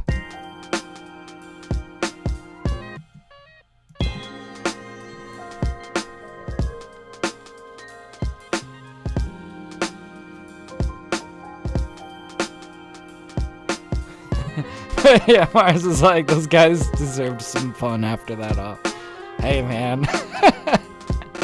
When in Rome, I mean, if you're stationed 30 minutes south of Atlanta, like, you know? That's funny, dude. Okay, God, this element is kind of complex.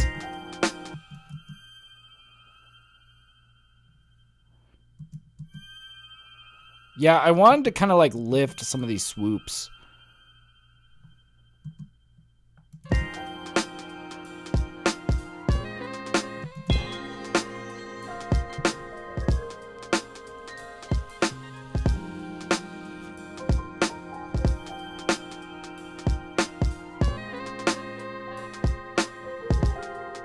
Okay. But yeah, he says they did the MPs pulled us over and our sergeants came out. The MPs and our sergeants were laughing too. You must have had some pretty cool sergeants. I'm not gonna lie. That could have gone very south.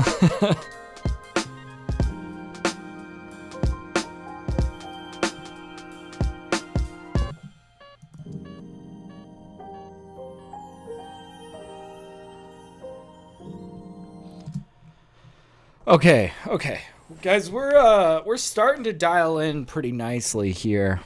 I say I've got this MIDI track that I did nothing with. We should just get rid of this guy. Yeah. Oh, with that. But yeah, everyone was great. I got you.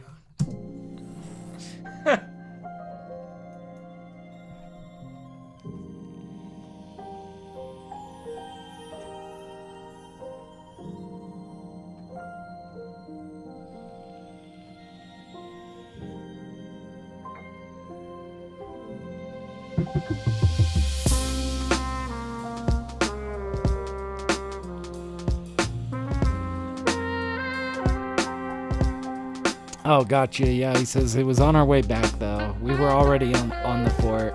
Gotcha. Already had your fun, you know.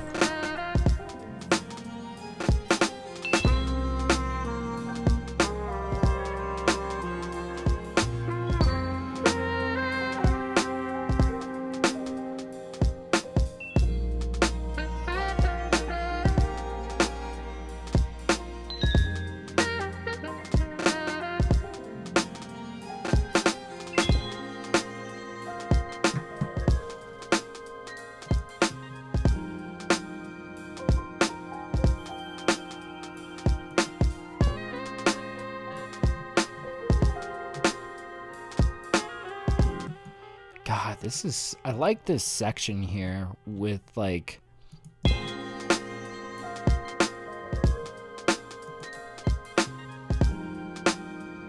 we want to keep this organ low key. I don't think we're going to mess with it too much, you know.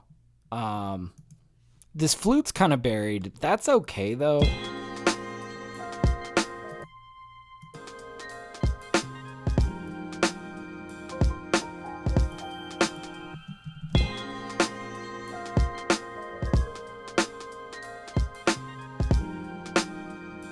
There we go. Something like that.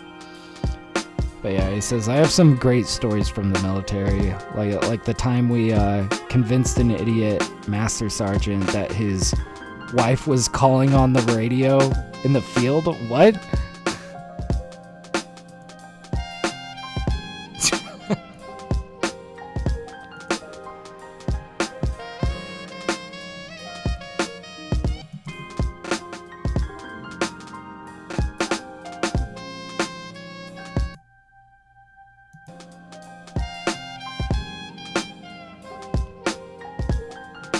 Okay, we need to like kind of balance out how right-leaning that piano is. Like, we need something to balance against it. I'm kind of thinking we can take this more ethereal thing, set it to the left a bit.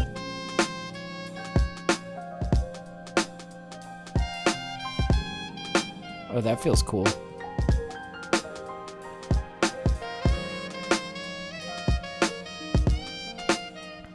Yeah, he says, yeah, he really thought I was her. Yeah, military radio. Thought it was a phone. Good God.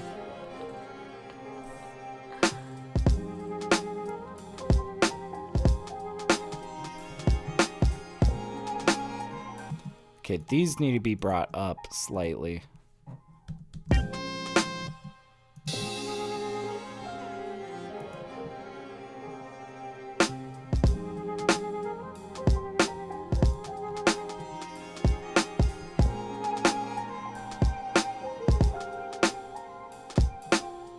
Whew. Dude.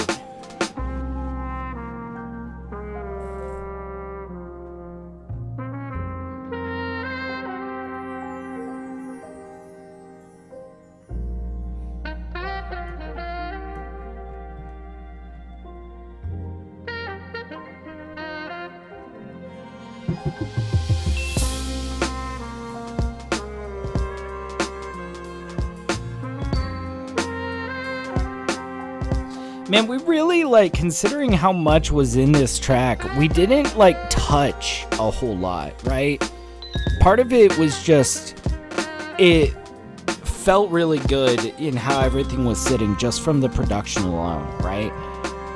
I don't think I want to, like, get too much more picky, you know? Like, man, that's feeling good. But yeah, Mars says, yeah, the guys were getting him back for stealing my marksman badge during the annual test. Hey, he stole your marksman badge? He says, I was a sharpshooter, and he stole my target and badge and turned it in for himself. What? Dude, that's dirty. That's dirty as hell, man. How the hell did he get away with that? That's some... Oh, man. That's dirty as hell, dude.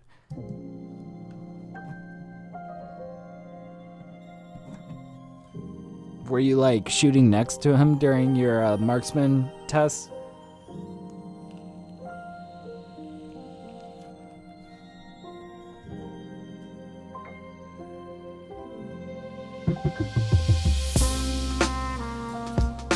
His brother-in-law was a colonel. Gotcha.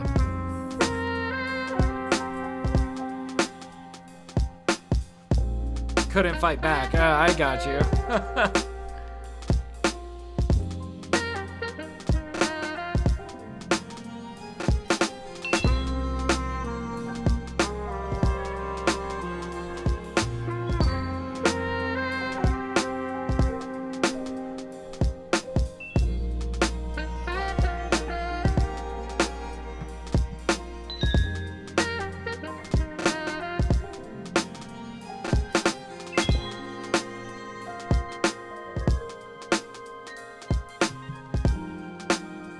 Let's do some compression after the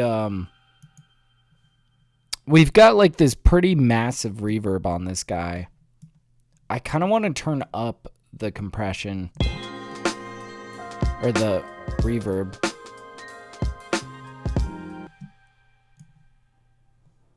And then compress it a little bit. Get this guy like...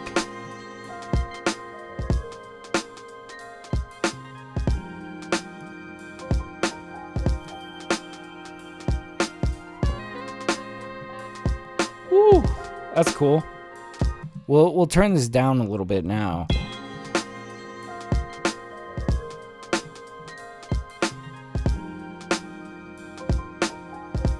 I like how this sits opposite of that flute now. But yeah, he says, yeah, exactly. He was to my right. He told the examiners he wanted to be right next to me, which was weird in the first place. So he was setting this up. It wasn't like a mistake, like, oh, he accidentally took your target. He was like, no, I'm gonna be right next to this guy. God, that's dirty, man. Yeah, you got screwed there. Jesus.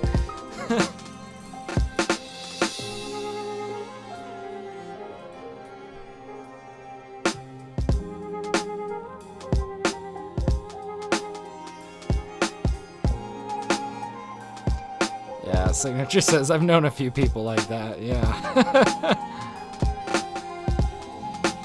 That rat bastard.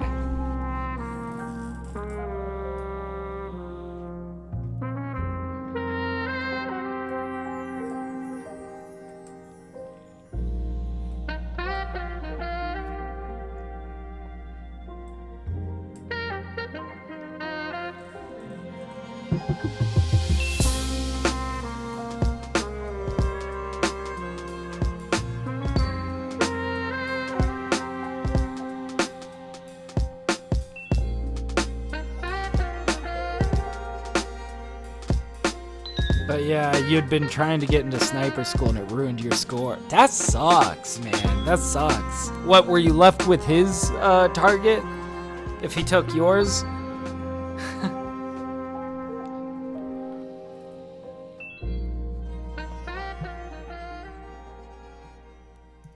Gosh, you know, honestly, I think that we're like getting pretty close here. Like I want to start the mastering process soon. We're going to have to be pretty spot on though. I've been trying to hit everything at minus 10.5 LUFS lately, especially for discography. So we're going to try to hit that. We'll probably give it one more listen before we dive into the mastering. But yeah, Mar says yes, which was the lowest score. Oh man. Dude, that bastard. That sucks. He got screwed, man. That's oof. Alright. Let's run through this one more time. Yeah, you have to maintain sharpshooter for a while to be considered. Whoa.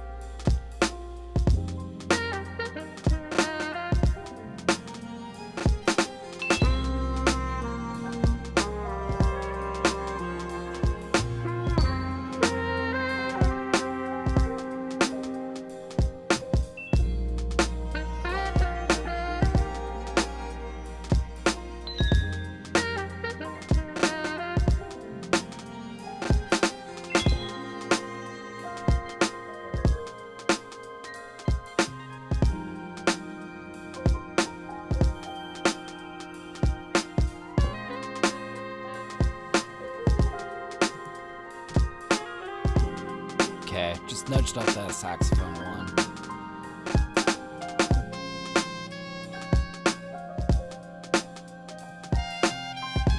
Oh, you know what? I do have an idea for this guy because he sounds a little bit too sharp, you know?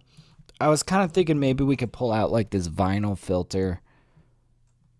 Put him before the reverb. Let's see how this feels.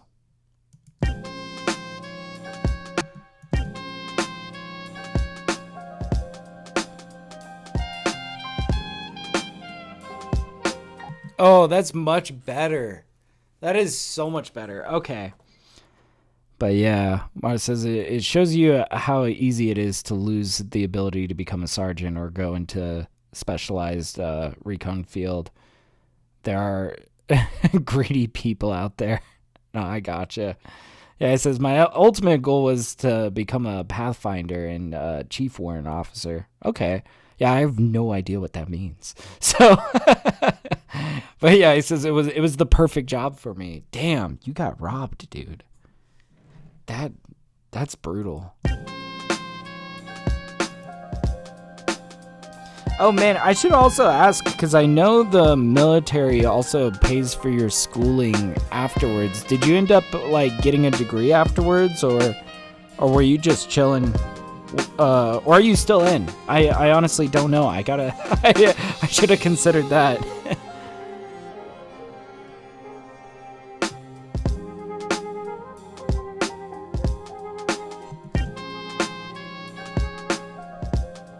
Yeah, I like how this feels.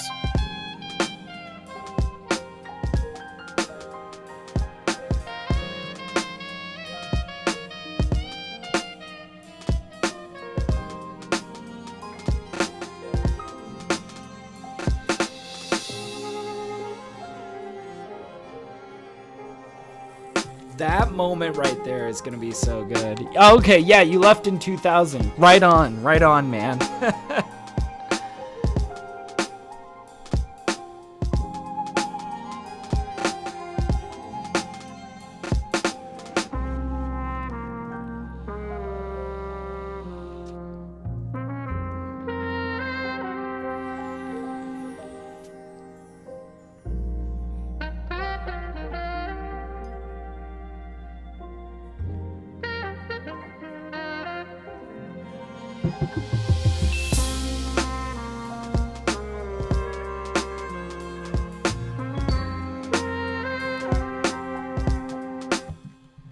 Oh, one thing I wanted to check.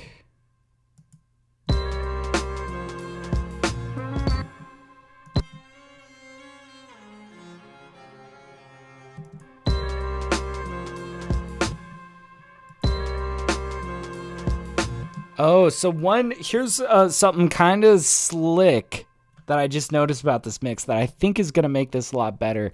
So this guy delays out left and right, ping pong delay. And you hear it starts in the left ear, goes to the right. Well, this string is also panning left and right. I think if I swap this guy, he might poke out in the mix a little bit more. But yeah. So yeah, Mars was saying Chief Warrant Officer is a specialized rank where you get paid like a major and are open to multiple positions. Oh, okay. So yeah, you're kind of like a floater. Gotcha. So that's like kind of the place you want to be if you're like trying to go up.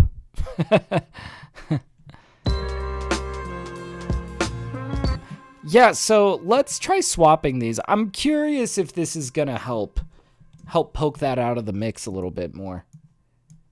Let's say swap and just run it.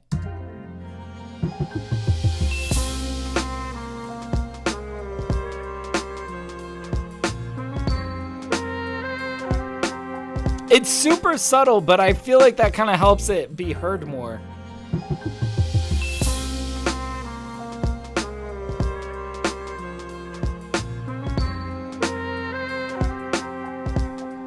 Do I have that right, though?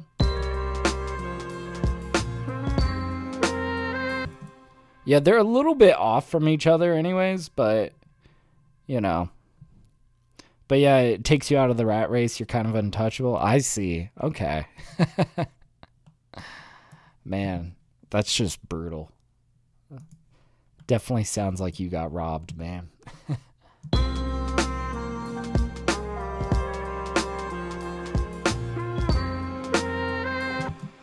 All right, I think we are pretty much ready to start mastering.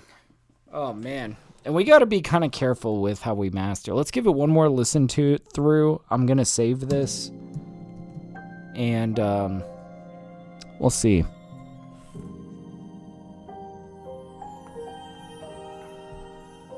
But yeah, they offered you Chief Warrant Officer status when you left. It was too late. Too many broken promises. Fair enough, man.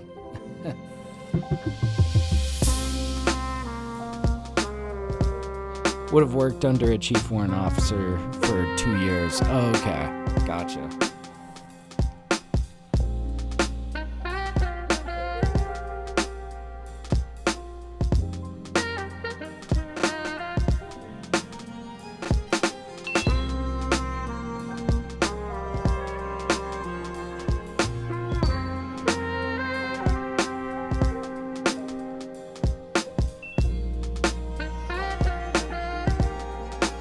Damn, I'm really loving how this sounds.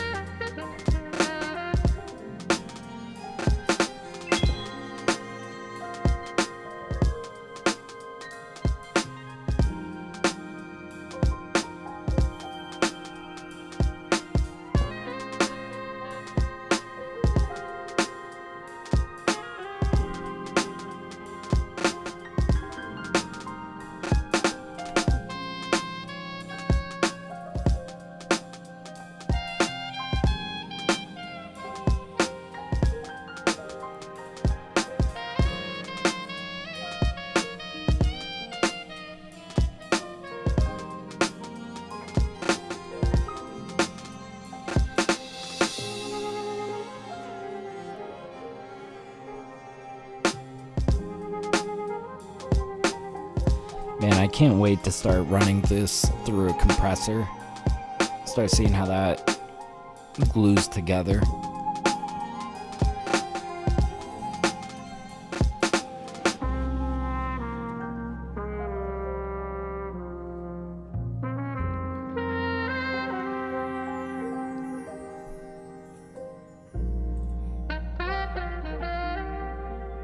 God, that low note feels good.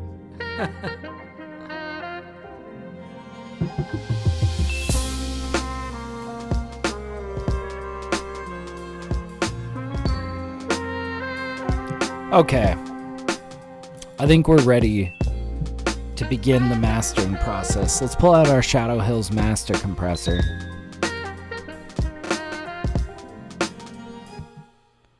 We'll bring us back over here. We'll enable side chains, start moving these thresholds.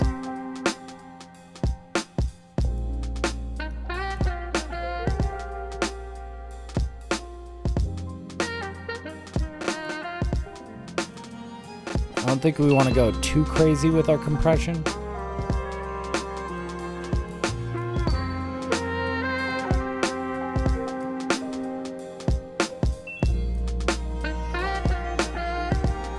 But yeah.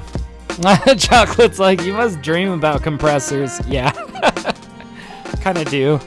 You guys ever have really abstract dreams where you're like visualizing compression?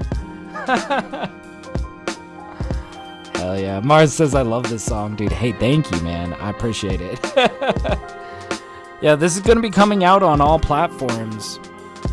Also, just while I have you guys here, I wanted to let you guys know that my YouTube channel is now an official artist channel. So you're going to start seeing my official releases in this section, the releases section. So I got a new song coming out tonight at midnight. It's called Sunsets and Daydreams. It's a soul track I've been working on.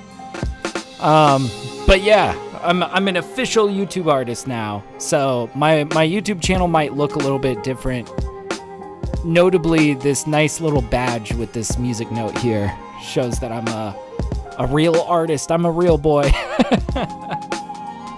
I'm so excited to finally have my official artist channel. It's cool.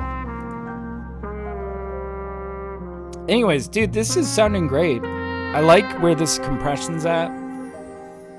Yeah. Mars says, I have dreams about songs that I have been making. Then I get to my computer and completely forget. Yeah, that's how it goes, man.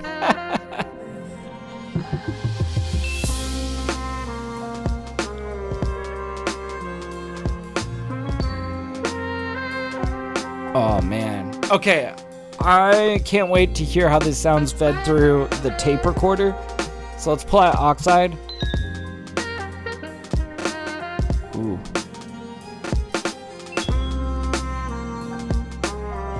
Oh, that's nice.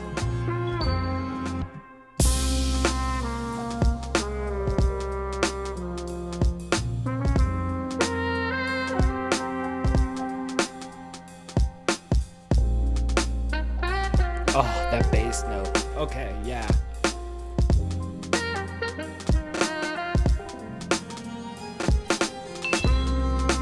Where's our max peak at? Oh yeah, we still got about -6 decibels. That's good.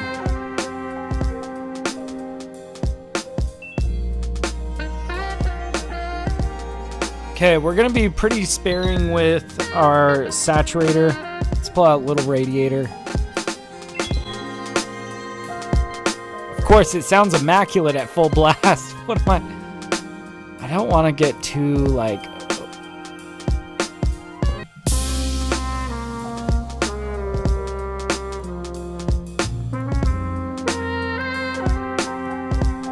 That does sound sick, though.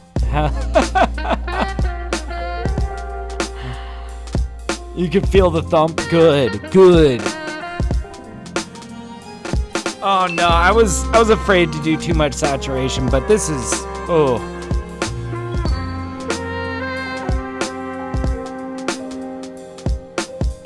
just so long as it doesn't start to sound muddy.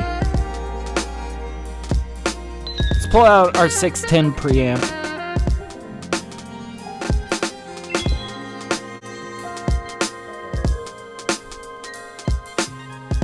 Ooh, let's make sure that this handles the low end fine though.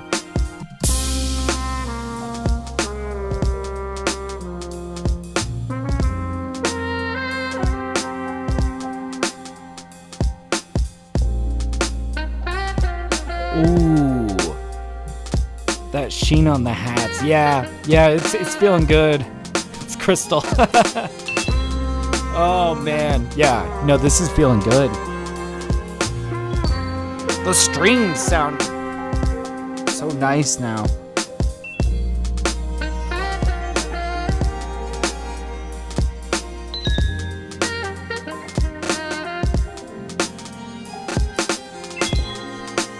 I'm really liking how the snare is snapping. Part of it is the discrete compressor on the Shadow Hills. You know, it's got like a lot of attack, like a slow attack and fast release. So it snaps kind of, but also this 610 preamp, we kind of lifted the highs, and I feel like that's feeling pretty good on this snare. Doesn't sound good on every snare, but on this snare it sounds great.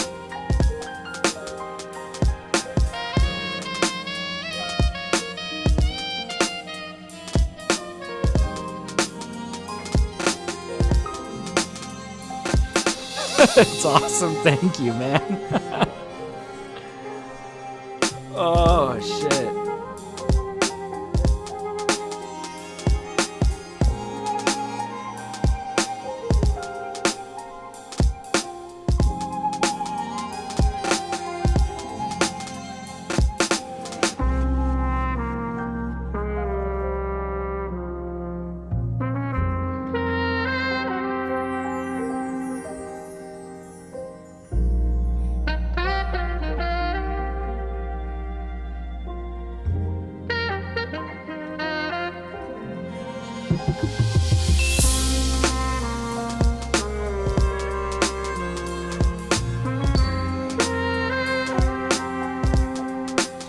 Alright, we do got to run this back because I noticed that the max peak stayed the same from where we started at, which tells me that it may have peaked louder than it actually is. Let's run this from the beginning because we also got to hear how that intro sounds kind of like running into it.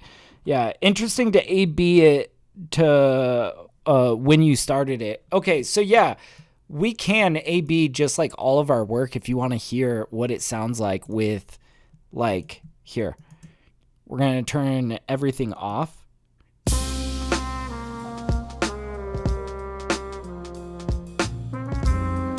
And then with it on.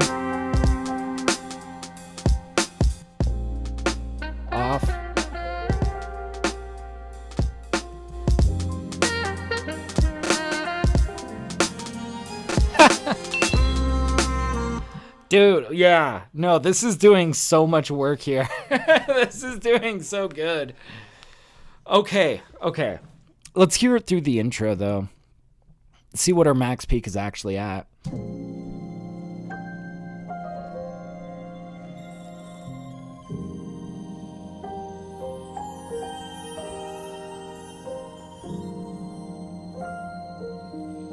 Yeah, right? I like it, man.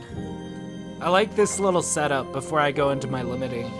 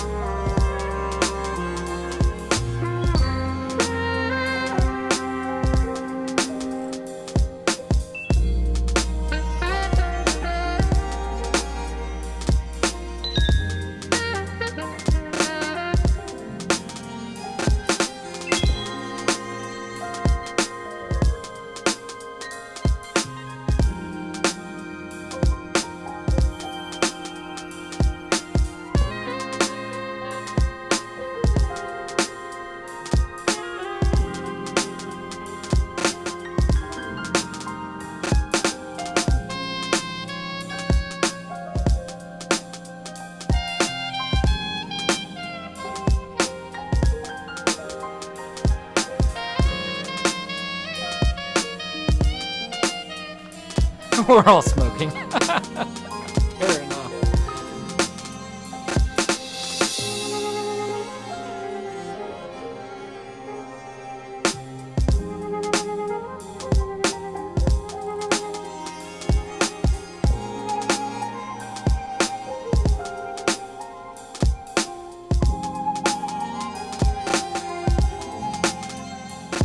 Has to be played in the car. I agree. I definitely do car test everything before I ship it. Yeah, Shadow Hills is crazy good. I agree, man. I use that on everything. Like, that's the first thing in my master chain always.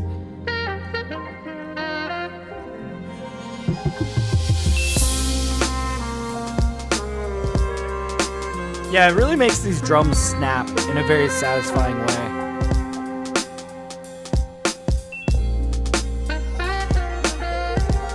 And yeah, I think our max peak is minus 4.19.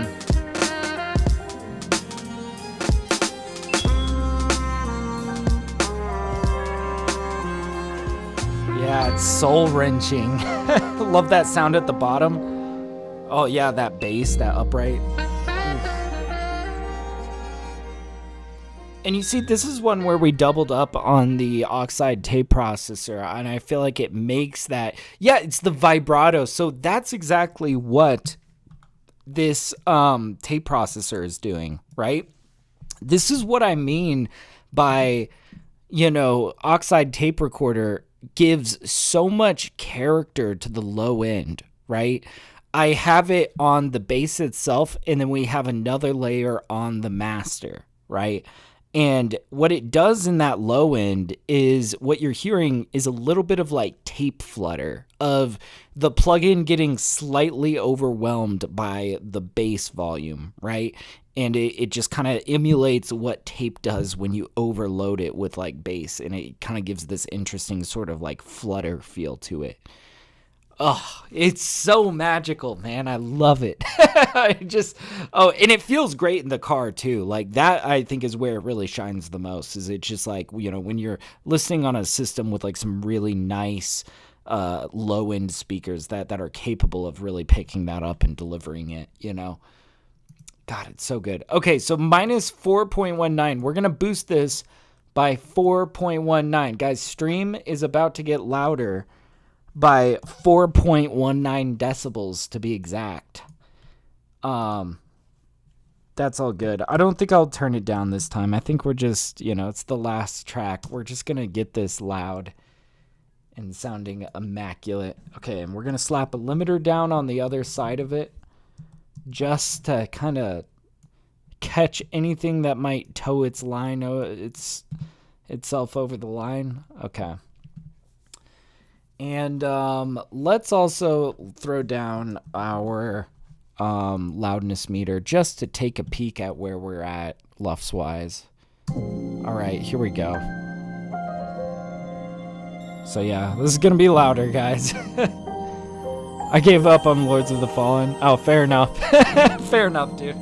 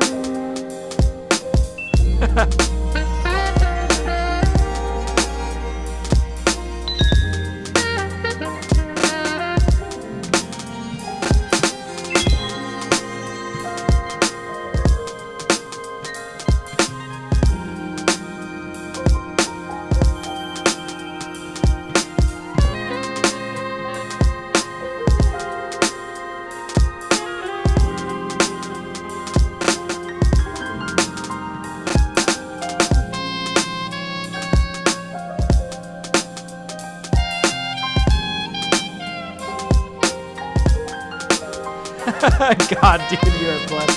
Thank you. I appreciate it.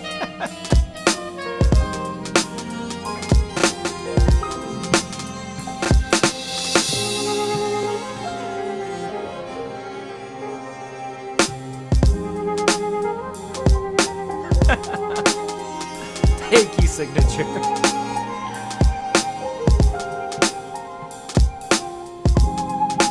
Of course, we're not across the finish line yet. We still got to get it up through the limiters.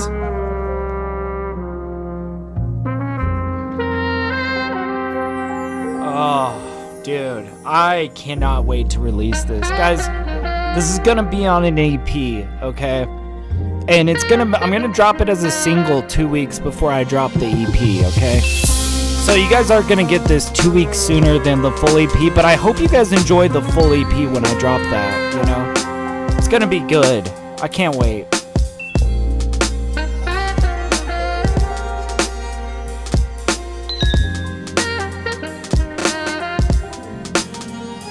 Yeah.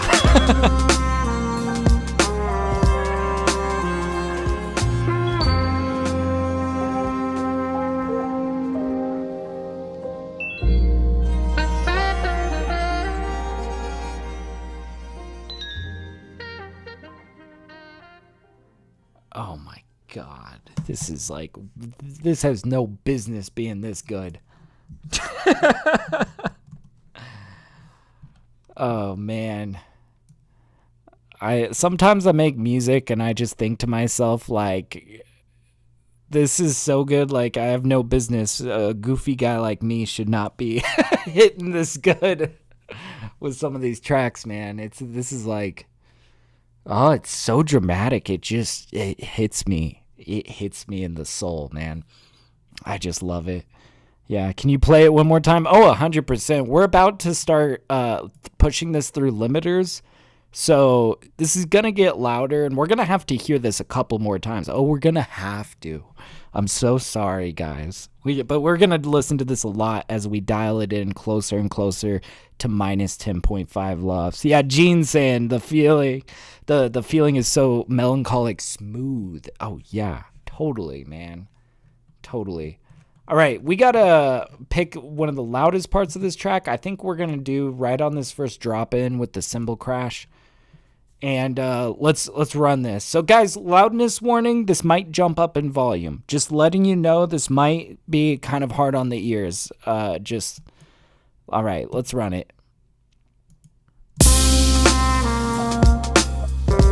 Oh shit. It's like discreet.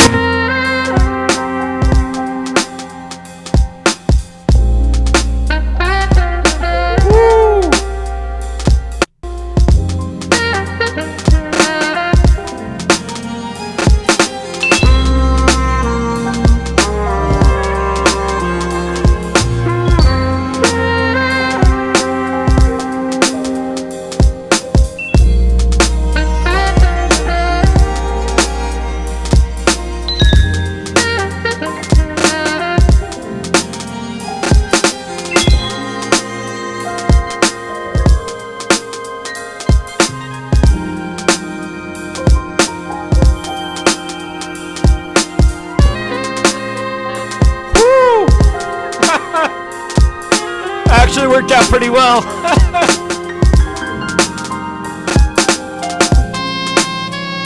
All right, let's run it from the beginning. Let's run it from the top. Let's measure our LUFS. Let's see where we're at. Good God.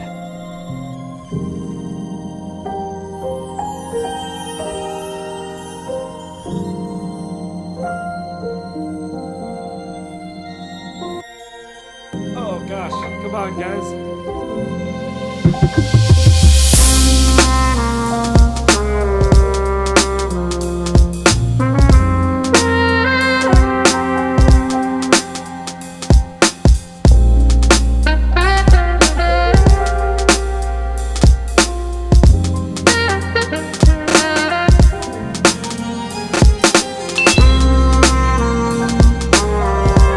Oh no, that vibraphone is a little bit harsh on the ears.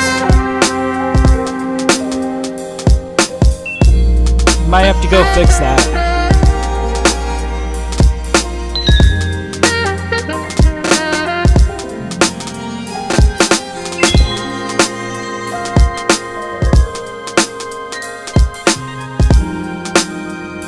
You think so? You think so, Gene? I really appreciate it. I think people that like my biggest song, Lady Moon, I think they're gonna love this song when this drops. Yeah, I'm with you, Gene.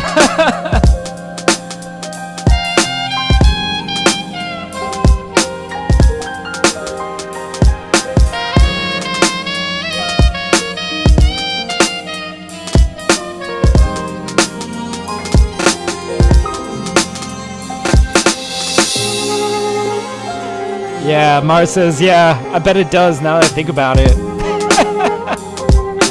Love that drum fill. Dude, yes, I'm with you. I'm with you, Signature.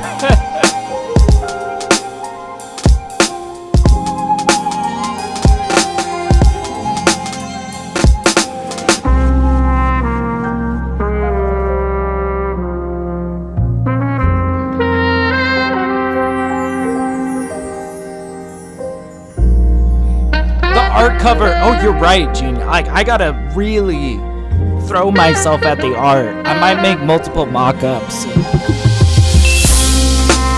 Oh, actually, I know what the art is gonna be for this.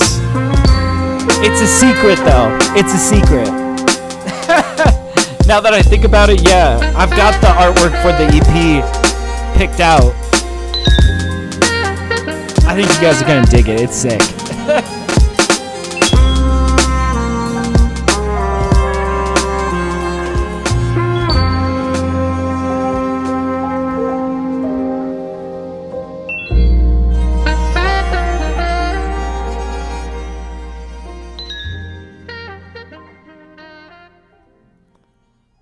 Oh, man. Okay.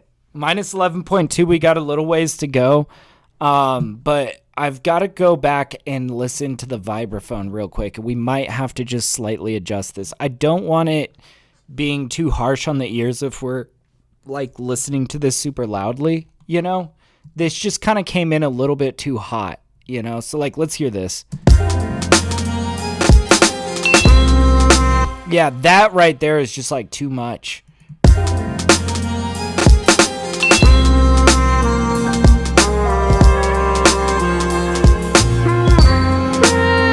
But that sounds fine over here. It's something about... Maybe we take these two notes and we bring them down slightly. God, this note right here is the problem child. Okay, that's much better. That's so much more easier on the ears, right? But yeah, just align with a cycle through it in the background. What do you mean by that?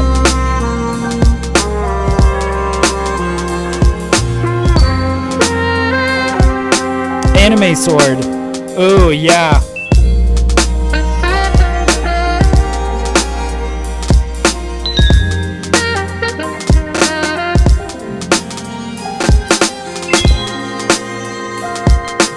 Okay, so we are going to take this guy and replace this guy with him.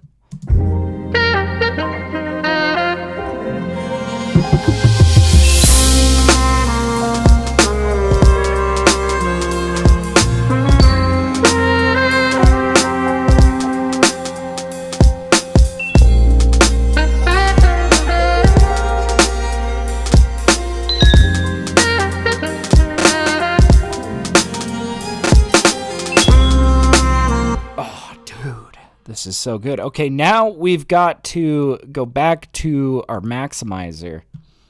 And we got to pull back on this a little bit, let a little bit more energy through. We're going to go to like about 6.8, I think, might be the sweet spot. Let's run this. Let's hear it. Let's measure our LUFs. We're looking at this number right here, the -10 right there. We're going to see if that gets to -10.5. Let's see it.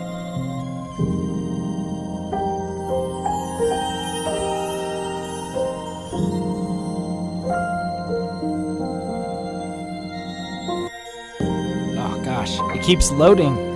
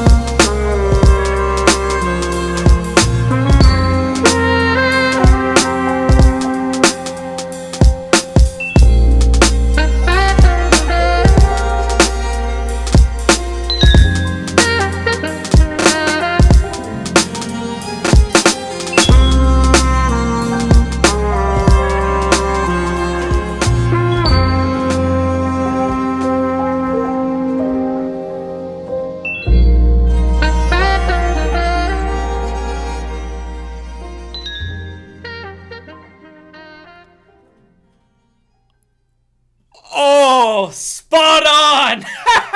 -10.5 on the dot. I guessed it.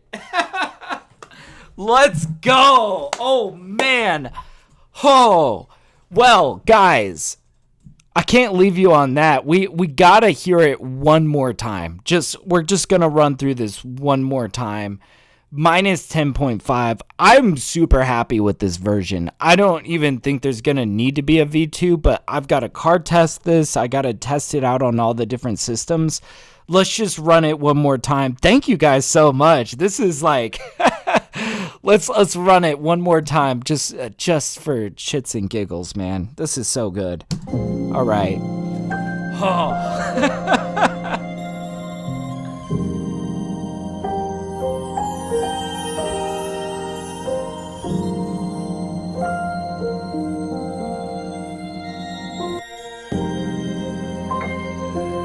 Keeps loading there. I don't know.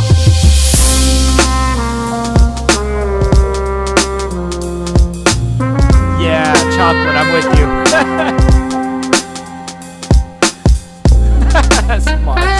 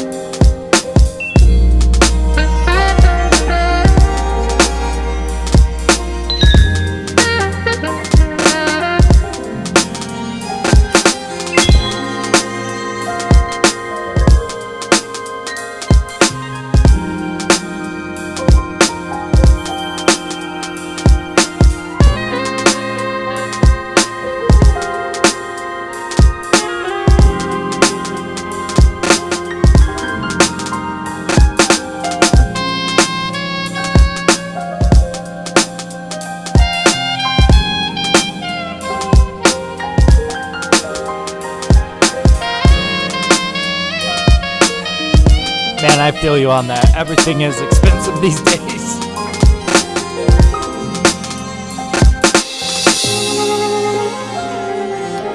Oh, it keeps loading these samples late.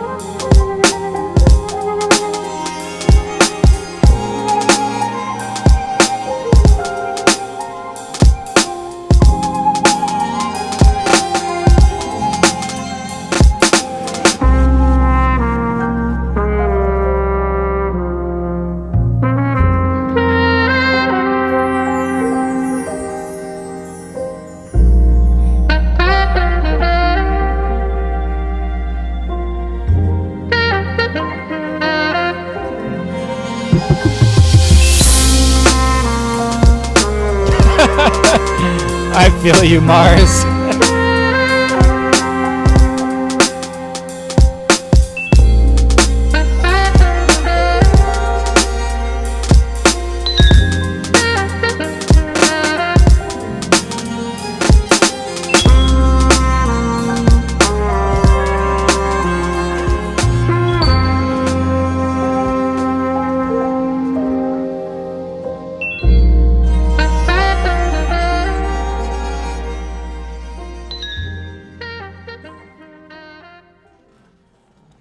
Oh, and minus 10.5 on the dot.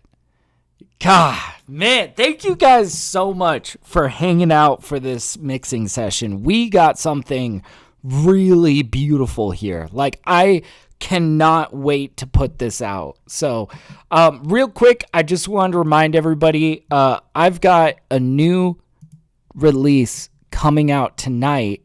You'll see it drop on here at about midnight-ish, I think anyways. I just got, my official artist channel, all synced up. If you guys didn't notice, I got this little sticker now at the top, with the music note and all that. That means I'm an official artist on YouTube. This is now the official artist channel where you're going to see my new releases drop. I even have this releases tab now. So if you're curious about my discography, you can go find like all of my stuff right here in the releases tab. So anyways, thank you guys so much for hanging out. I hope you guys enjoy the track that drops tonight. It's called Sunsets and Daydreams. And I'll be live again on Saturday cooking up some beats. So definitely come hang out. And you never know when we're going to make the next hit song. We're going to make the next Lady Moon, you know? So, yeah. Yeah, Mars is like, I remember when you started this. Yeah, dude. You know what's crazy is you guys are saying, like, yeah, I bet this is going to do well on Spotify. You know, it might. It might get hundreds of thousands of streams, man. And I just think it's so cool that, you know, some of you guys will have even remembered when I made these tracks. Like, I don't know, it's just so cool to me that I get to make all of this music in front of you guys, and then who knows what this music goes on to do. It's just so much fun. So anyways, cheers Signature. Thank you, Signature. Thank you, Mars. Thank you, Chocolate. Thank you, Gene. Who else did we have in here? Thank you, Michael. Who all was in here? Yeah, everybody that was hanging out here. I really appreciate you guys hanging out. Even everybody that, you know, all of our lurkers, I appreciate the hell out of our lurkers as well. Just thanks for keeping me company while I worked on stuff. We'll do this again on Saturdays, but until then, happy producing, and I'll see you guys next time. Peace out.